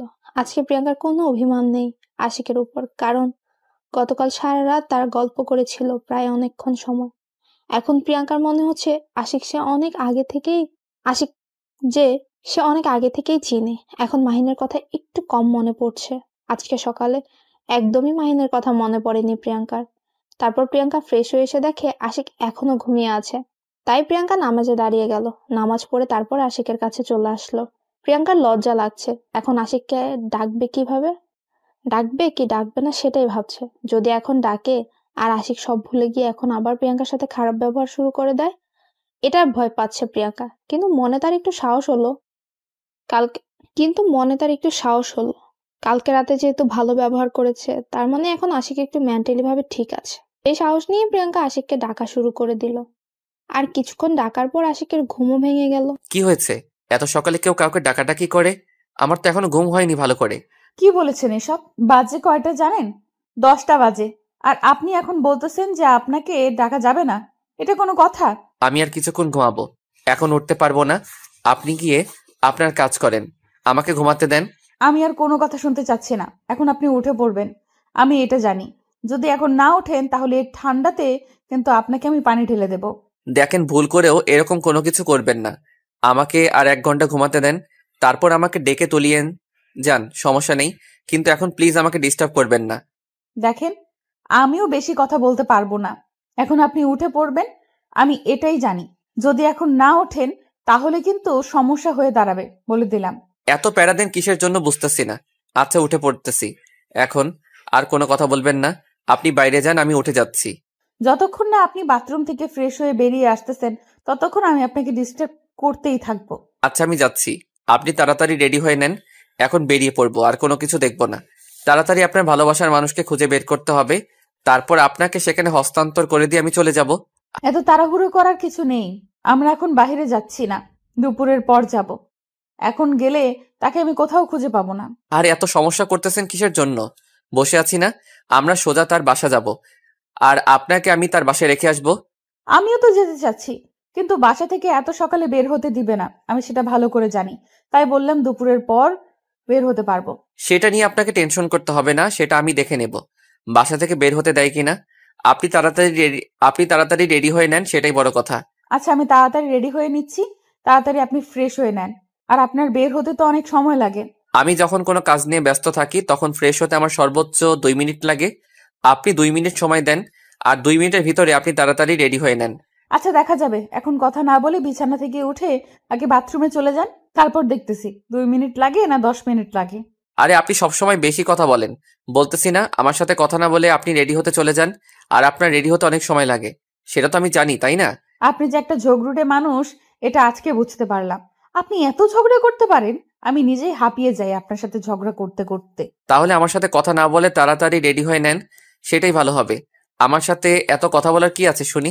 অনেক হয়েছে, আমি আর আপনার সাথে একটা কথাও বলতেছি না। আপনি এখন তাড়াতাড়ি উঠে চলে যান বাথরুমে। আচ্ছা, আমি যাচ্ছি, আপনিও চলে যান, তাহলে ভালো হবে। এত কথা না বলে এতক্ষণ আমরা দুজনেই রেডি হতে পারতাম, বুঝতে পারছেন? আচ্ছা, আমি আর একটা কথাও আপনার সাথে বলতেছি না আপনাকে, আমি শুধু 5 মিনিট সময় দিচ্ছি, 5 মিনিটের ভেতর রেডি হয়ে আসবেন। আমি তো আজকের পর থেকে আর আপনার সামনে আসবো না। কেন এই কথা বলছেন কেন? তাতে কি আমাদের দেখা হবে না? আমরা তো এখন বন্ধু হয়ে থাকতে পারি, তাই না? এখন আমি নিজেকে সময় দিব। কাউকে সময় দেওয়ার মতো এখন আমার কাছে সময় নেই। দেখা হবে সেটা ঠিক আছে, কিন্তু কোনো কিন্তু নেই। আমাদের মাসে কমপক্ষে 3 থেকে 4 বার দেখা হতে হবে বন্ধুত্ব রাখতে গেলে। আচ্ছা ঠিক আছে, আমি চেষ্টা করব। তারপর দেখা যাক কি হয় না হয়। আচ্ছা, আমি এখন কি মাহিনকে ফোন করব নাকি সোজা তাকে সারপ্রাইজ করব? কোনটা? এখন ফোন দিলে বলবে চলেই তো এসেছি, আর কিছুক্ষণ অপেক্ষা করুন, তারপর তো সরাসরি কথা বলবেন, তাই না? জানেন, আমি কখনো কল্পনাও করতে পারিনি যে আপনি এত সহজে আমাকে আমার ভালোবাসার কাছে ফিরিয়ে দেবেন। আল্লাহ তাআলা হেদায়েত দিয়েছে, তাই হয়তো আমি আপনাকে ফিরিয়ে দিচ্ছি। যদি হেদায়েত না করতো তাহলে কখনোই হতে দিতাম না। আচ্ছা, তাহলে আমরা এসব কথা আর না বলি, এখন চলেন সেখানে পৌঁছাই আগে।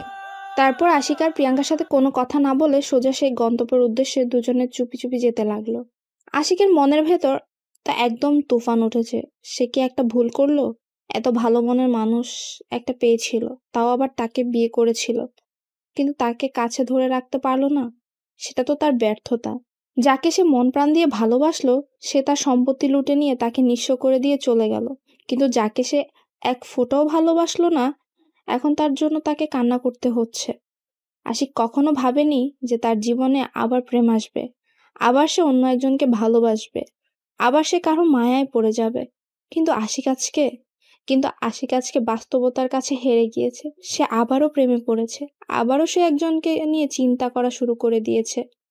আশিক সবসময় মনে করত সে আর কখনো কাউকে ভালোবাসবে না, কখনো কোনো মেয়ের প্রতি তার ভালোবাসা জাগ্রত হবে না, কোনো মেয়েকে দেখে সে দুর্বল হবে না। কিন্তু তার সেই প্রতিজ্ঞা আজকে ভুল প্রমাণিত হলো। আবার কারণ কষ্ট হচ্ছে আশিকের প্রিয়াঙ্কাকে বিদায় দিতে। কিন্তু আশিকের এখানে কোনো কিছুই করার নেই, কারণ প্রিয়াঙ্কাকে বিদায় দিতেই হবে। অন্যের ভালোবাসাকে সে নিজের কখনোই রাখতে পারবে না, কারণ সে বুঝে ভালোবাসার মর্মটা কি। আশিক যে ভালোবাসা হারিয়ে আজকে নিঃস্ব। এই তো সামনে দেখা যাচ্ছে ওইখানে, মানে মাহিন আছে। কারণ মাহিন প্রতিদিন এই জায়গায় এই সময়ে আড্ডা দেয়, আর ফ্রেন্ডের সাথে আমার মনে হচ্ছে মাহিন এখানে আছে। তাহলে আপনি যান, আমি এখান থেকে চলে যাচ্ছি। আমাকে তো আর এখানে থাকার দরকার নেই, আমি তাহলে চলে যাই। আপনি তার সাথে কথা বলেন, সবকিছু ঠিকঠাক করেন। মাহিন যদি আমাকে দেখতে পায় তাহলে তো তার একটু রাগ হবে বা অভিমান বেশি হবে। একদম টেনশন করবেন না, মাহিন কখনো এরকম ছেলে না। সে তো আপনাকে চেনে না। আমি তো আর বলবো না যে আপনার সাথে আমার বিয়ে হয়ে গিয়েছিল। তাহলে আমি এখানে কি করব? আমার তো কোনো কাজ নেই, আমি এখানে থেকে কি করব? আমি চলে যাচ্ছি, আপনারা সবকিছু ঠিকঠাক করে নেন। এটা কখনোই সম্ভব না, কারণ আমি আপনাকে এখনো যেতে দিচ্ছি না। আপনি যতক্ষণ না মাহিনের সাথে পরিচিত হচ্ছেন, একদিন না একদিন তো দেখা হবেই আমাদের, তাই না? যদি না চান তাহলে তো সমস্যা আছে। দেখে যান এক নজর মাহিনকে। আচ্ছা তাহলে চলেন, আমি তাকে একটু দেখে যাই, যার জন্য আপনি এতটা পাগল, তাকে এক নজর দেখি তাহলে। তারপর প্রিয়াঙ্কা আশিককে সঙ্গে করে নিয়ে সেখানে উপস্থিত হলো। গিয়ে দেখে মাহিনের অবস্থা একদম নাজেহাল। মাহিনকে চেনাই যাচ্ছে না, তার চেহারা একদম পরিবর্তন হয়ে গেছে। তার ফ্রেন্ডরা তাকে সান্ত্বনা দিচ্ছে আজকেও।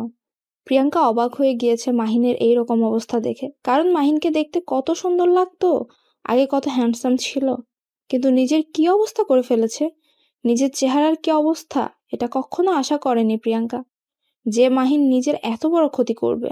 প্রিয়াঙ্কা কি বলবে না বলবে একদম বুঝতে পারছে না, কারণ তার এখন কি বলা উচিত ভেবে পাচ্ছে না সে। কি বলবে মাহিনকে? আর তার যে অবস্থা, প্রিয়াঙ্কা কোনো কথা না বলে চুপচাপ সামনে গিয়ে দাঁড়িয়ে পড়ল। প্রিয়াঙ্কাকে দেখে এক দৃষ্টিতে তাকিয়ে রইল মাহিন প্রিয়াঙ্কার দিকে। মাহিনের মনে হচ্ছে সে এখন কল্পনার জগতে আছে, সে মনে হয় স্বপ্ন দেখছে। আজকে প্রায় 7 দিন পর তাকে দেখছে সে। এই পাগল, নিজের কি অবস্থা করেছো তুমি? কেন এরকম করছো তুমি নিজে? এটা কি হাল করেছো? এতদিন পর আমার কথা মনে পড়লো? কেন তুমি আমাকে ছেড়ে চলে গিয়েছিলে? বলো আমাকে, জবাব দাও। আমাকে একবারও জানালে না তুমি? আমি তোমাকে SMS করতে পারিনি, আমার একটা সমস্যা হয়েছিল, যার কারণে কারোর সাথে কন্ট্যাক্ট করতে পারিনি যে তোমাকে খবরটা আমি দেব। এখনো কি দূরে থাকবে নাকি আমার বুকে আসবে, এসে আমার আকুলতা দূর করে দেবে তুমি? মাহিন কথাটা বলতে দেরি প্রিয়াঙ্কা একদম মাহিনের শরীরের উপর উঠে পড়ল, মাহিনকে শক্ত করে জড়িয়ে ধরল। মাহিন প্রিয়াঙ্কাকে শক্ত করে জড়িয়ে ধরলো। মনে হচ্ছে তাদের কত জনম পর দেখা, কত বছর পর তাদের মনে হচ্ছে দেখা হলো আজকে।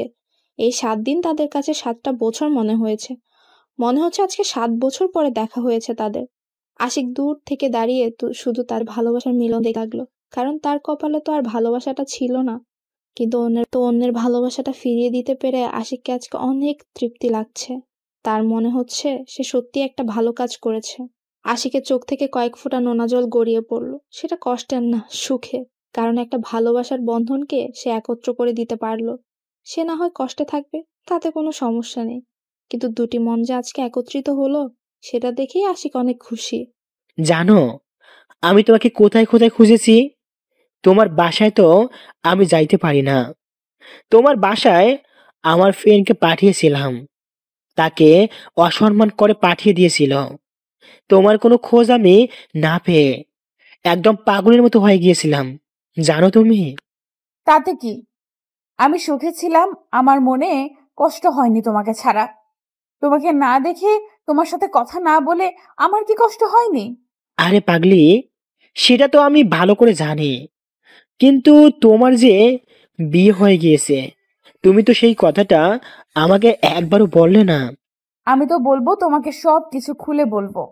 চলো আমার সাথে, তোমার সাথে আমার অনেক কথা আছে। তুমি আমার সাথে যাবে না? আমি একটু আসি রে, তোরা এখানে বসে থাক, কিছু কথা বলে তারপর আসতেছি। একটু পরে তোদের সাথে আড্ডা দিব আজকে। একটু কথা বলো, চলে আসবে মানে আমি তোমার কাছে চলে এসেছি একদম। তুমি আমাকে কি ফিরিয়ে দিতে চাচ্ছ নাকি? আরে পাগলি, সেরকম কিছু না, চলো আমার সাথে, সব কিছু বুঝতে পারবে। আমার সাথে আসো না। কেন, আসো। আর তোমার জামাই কই? তাকে তো দেখতে পারতেছি না। একা এসেছো নাকি? তুমি আমার সাথে এরকম করে কথা বলতেছো কিসের জন্য, বুঝতেছি না তো। ভালো করে কথা বলো, কি আবল তাবল কথা বলতেছো? আমি তোমার কাছে এসেছি। আচ্ছা চলো, তোমার জামাইকে ডাকবে। আমি জানি তোমার জামাই তোমার সঙ্গে এসেছে। তুমি কখনোই একা আসতে পারো না এখানে। তুমি কি এখন এখান থেকে যাবে আমার সাথে, নাকি এখানে বসে থেকে আমার সাথে তর্ক করবে? আরে পাগলি, এত রাগ দেখাও কি জন্য? যাচ্ছি তো, দেখতেই তো পাইতেছ। তোমার জামাই কোথায়? তাকে তো দেখতেছি না। ডাক দাও তো, ডাকো না। তুমি আমার সাথে আসো, সেখানে যেখানে থাকবে সেখান থেকে এখন চলে আসবে। তুমি আমার সাথে আসতেছো না কিসের জন্য, নাকি এখানে বসে থেকে তাকে ডাকতে বলতেছো? আমি তোমাকে ডাকতে বলেছি, তুমি ডাকবে। এত কথা বলো কিসের জন্য? তোমার তো দেখতেছি অন্যরকম মনোভাব, ব্যাপার কি? তারপর প্রিয়াঙ্কা এক প্রকার বাধ্য হয়ে আশিককে সেখান থেকে ডেকে নিয়ে আসলো, কারণ মাহিন অন্যরকম ভাবে কথা বলছে তার জন্য। প্রিয়াঙ্কা আশিককে সেখানে নিয়ে আসলো, আর মাহিন আশিককে দেখে দাঁড়িয়ে গেল, আর আশিকের সামনে এসে দাঁড়িয়ে পড়লো। প্রিয়াঙ্কা মাহিনের হাত ধরে মাহিনের পাশে দাঁড়িয়ে আছে। শেষ পর্যন্ত আমার ভালোবাসা আমার কাছে চলে আসলো। তোকে আমি আগেই বলেছিলাম, তুই আমার ভালোবাসার কোনো ক্ষতি করতে পারবি না। ঠিক বলেছিস, তোর ভালোবাসার মানুষটা সত্যি অনেক সুন্দর আর অনেক ভালো মনের মানুষ একজন। আমি স্বীকার করতেছি সে তোর জন্য পারফেক্ট না। তুই কি জানিস তোকে আমি কি বলেছিলাম? যে তুই কখনোই আমার সাথে পাঙ্গা নিতে পারবি না।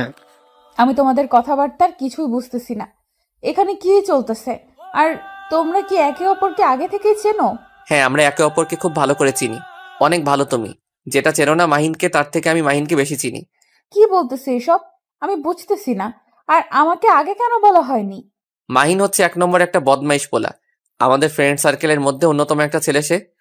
কি বলতে চাও? সবকিছু আমার মাথার উপর দিয়ে চলে যাচ্ছে, আমি বুঝতে পারছি না। মাহিনকে তুমি কিভাবে চেনো? আর মাহিন, তুমি কিভাবে চেনো আমাকে? বলবা নাকি না? আমি সবকিছু তোমাকে ক্লিয়ার করে দিচ্ছি। আমি যাকে ভালোবাসতাম সে ছিল মাহিনের বেস্ট ফ্রেন্ড প্লাস গার্লফ্রেন্ড। কি বলতেছো এইসব? আমার বিশ্বাস হয় না। আমি মাহিনকে অনেক ভালো করে চিনি, আজকে আমি 3 বছর ধরে তাকে চিনি। আর তুমি তার সম্পর্কে আমাকে এখন মিথ্যা বলবে? আমি সেটা বিশ্বাস করে নেব? এটা কখনো হতে পারে না। সেটা আমি ভালো করে জানি যে তুমি সেটা কখনো বিশ্বাস করতে পারবে না, তাই আমি তোমাকে সেই কথা বলিনি। আর মাহিনের সাথে আমার সম্পর্ক আজকে থেকে না, আমার সেই স্কুল লাইফের ফ্রেন্ড। এখন বুঝে নাও যে তাকে বেশি কে চিনে। মাহিন, তুমি কেন চুপ করে আছো? কেন বলো না? আশিক মিথ্যা বলতেছে, তুমি চুপ করে আছো কেন? এই মিথ্যা অপবাদগুলো তুমি মেনে নিচ্ছ, ব্যাপার কি? সে আবার কি বলবে? সে তো নিজেই আমাদের বিয়েটা দিয়েছে। কিভাবে এখন সেই প্রশ্নটা তোমার মাথায় ঘুরপাক খাবে? তাই তো আমি বলে দিচ্ছি, সে আমার সাথে বাজি ধরেছিল। আমি তোমাকে কখনো বিয়ে করতে পারবো না। আমি কিন্তু তোমাকে বিয়ে করতাম না। সে আমাকে বাধ্য করেছিল বিয়ে করাতে তোমার সাথে। কি হলো মাহিন, তুমি কথা বলতেছো না কিসের জন্য এই বিষয়ে? তোমার নীরবতা বলে দিচ্ছে তুমি একটা প্রতারক। আর আশিক যে কথাগুলো বলেছে সেগুলো সত্যি, তাই তো? তুমি কি জানো মাহিন বিবাহিত, আর তার একটা বউ আছে, আর সে হচ্ছে আমার এক্স। আমি কোনো কিছুই বুঝতেছি না, সবকিছু আমার মাথার উপর দিয়ে যাচ্ছে। তুমি কি আমাকে সবকিছু ক্লিয়ার করে বলবে, নাকি আমি এখানে খুন করে ফেলবো সবাইকে? আমি শুধু তোমাকে সত্যিটা জানার জন্য এখানে নিয়ে এসেছি। আমি মাহিনকে ভালো করে চিনি এবং এখন কোথায় থাকে, কি করে না করে। আর মাহিনের সাথে আমি এখানে আড্ডাও দিতাম। তুমি হয়তো আমাকে লক্ষ্য করতে না। আমি তোমাকে হাত জোর করে বলতেছি, প্লিজ তুমি আমাকে এখন সত্যিটা বলো, আমার আর সহ্য হচ্ছে না। আচ্ছা, এখন তুমি আমার সাথে চলো। আমি বাসায় গিয়ে সবকিছু ক্লিয়ার করে তোমাকে বলতেছি। আর মাহিন, ভালো থাকিস, আর আমার এক্সকে দেখে শুনে রাখিস। আমি কোথাও যাব না, আমি এখান থেকেই শুনবো, তাও আবার মাহিনের মুখ থেকে। এসব কি শুনতেছি আমি মাহিন? তুমি বলতেছো না, সেজন্য চুপ করে আছো কেন? আশিক যেটা বলতেছে সত্যি বলতেছে।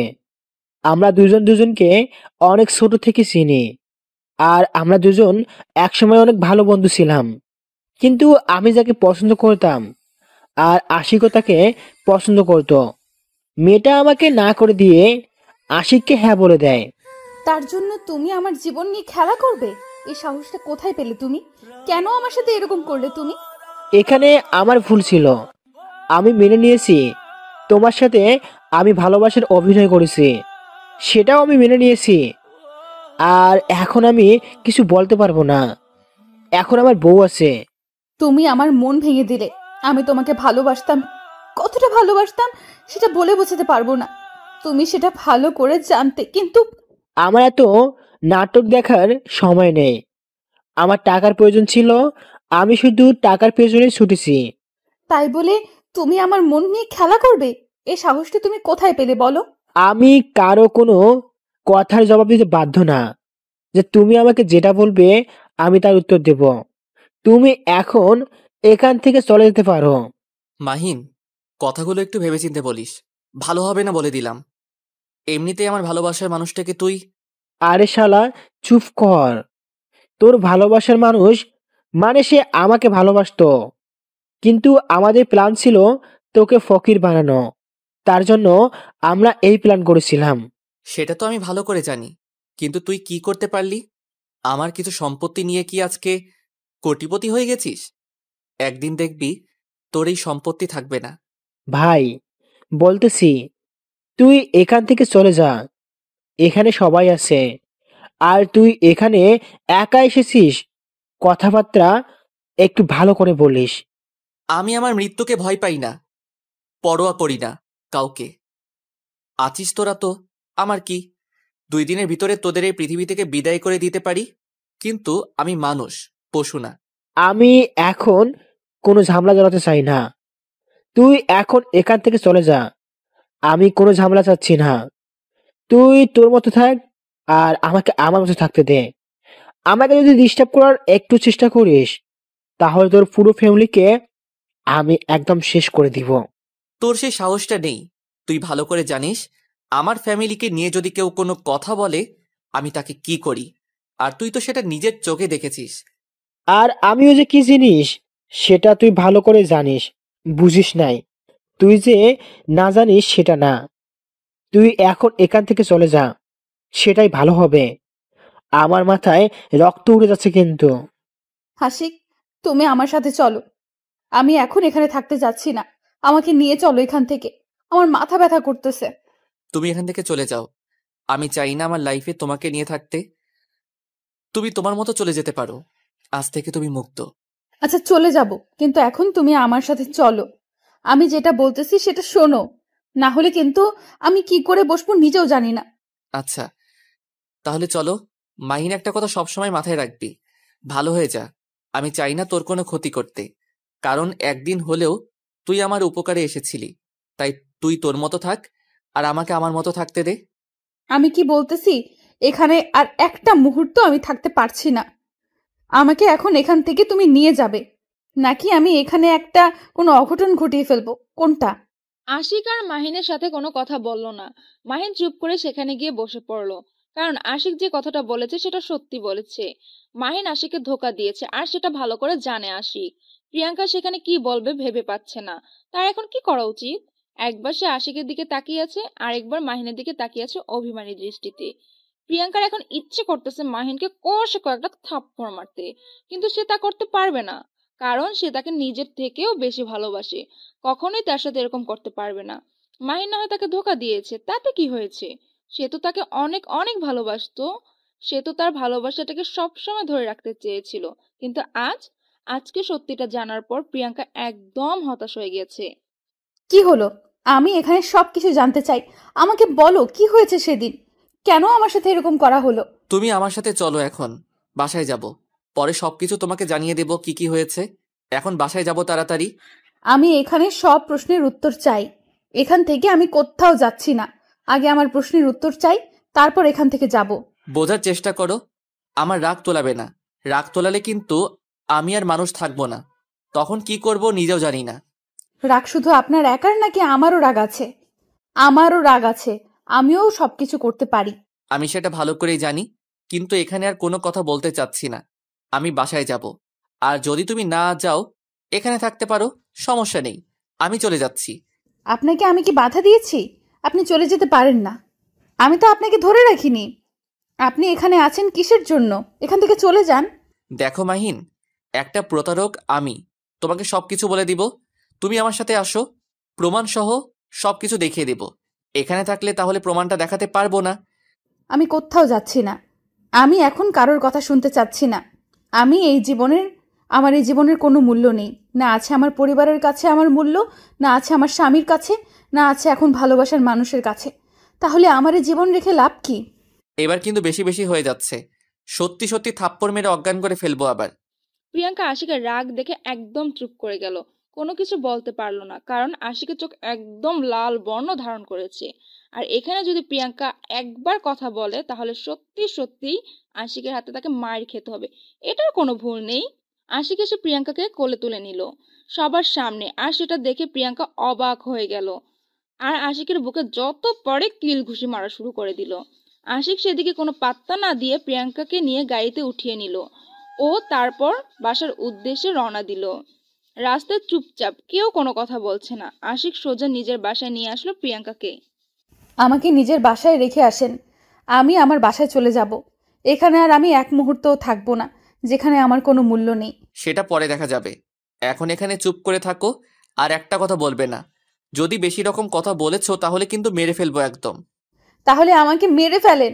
এভাবে বাঁচিয়ে রাখছেন কিসের জন্য এখনো? আমি তো মরতে চাই। এখন কি চুপ করে থাকবে, নাকি আমার হাতে কিছুক্ষণ মাইর খাবে তারপর চুপ হয়ে যাবে, নাকি নিজে চুপ হবে, কোনটা? আমি কোনো কিছুই চাই না। আমি শুধু এই পৃথিবীর বুক থেকে মুক্তি চাচ্ছি। আমি আর এই পৃথিবীতে বেঁচে থাকতে চাই না। তোমাকে থাকতেই হবে, তোমাকে এই পৃথিবীতে থাকতেই হবে। আমার কোনো প্রয়োজন নেই। আর এই পৃথিবীতে আমি কার জন্য বেঁচে থাকবো? আমার তো কেউ নেই। তাহলে আমি কেন বেঁচে থাকবো? আমার বেঁচে থাকার কোনো উদ্দেশ্য নেই। বলতেছি না তোমাকে বেঁচে থাকতেই হবে? তোমাকে এই পৃথিবীতে বেঁচে থাকতেই হবে, আমি বলছি। আমি থাকবো না। আমি মরে যেতে চাই। আমার এই পৃথিবীতে কোনো প্রয়োজন নাই। আমি থাকতে চাই না পৃথিবীতে। তোমার প্রয়োজন না থাকতে পারে, কিন্তু আমার তো প্রয়োজন আছে। তোমাকে আমার জন্য হলেও তোমাকে থাকতে হবে এই পৃথিবীতে। যদি ভুলক্রমে কোনো ক্ষতি করার চেষ্টা করেছো নিজের, তাহলে কিন্তু তোমাকে। থেমে গেলেন কিসের জন্য বলেন? আমাকে মেরে ফেলবেন তাই তো? আমি তো মরতে চাচ্ছি, মেরে ফেলেন।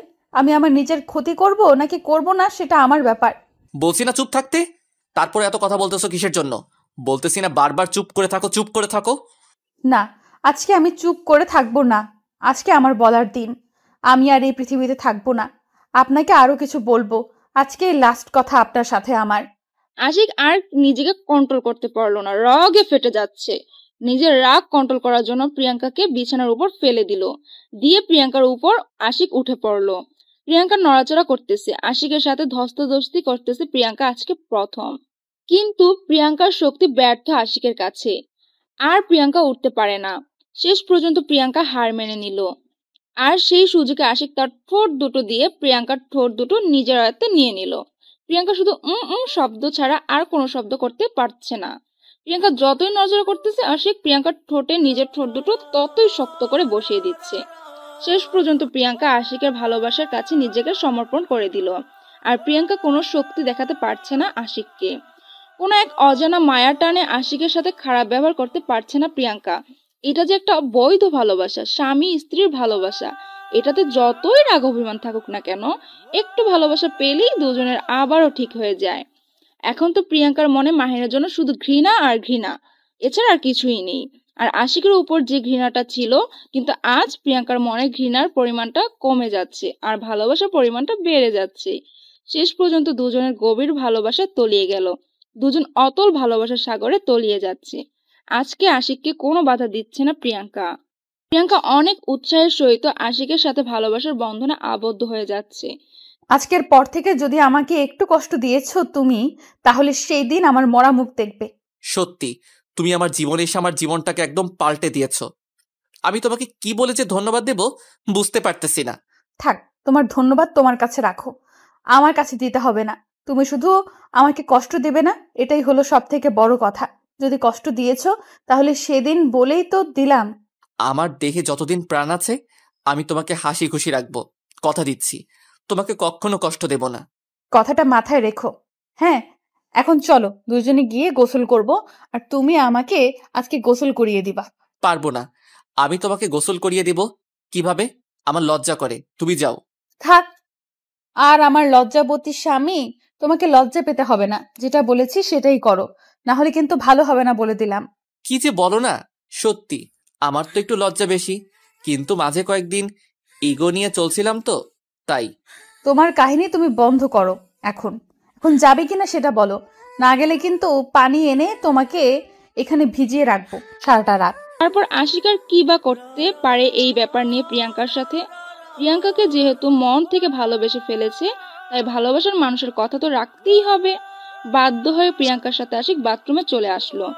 আবার প্রিয়াঙ্কাকে গোসল করিয়ে দিতে লাগলো। তাদের ভালোবাসা পরিপূর্ণতা পেল। প্রতিদিন ভালোবাসার নতুন নতুন গল্প পেতে চ্যানেলটি সাবস্ক্রাইব করে পাশে থাকা বেল বাটনে ক্লিক করুন।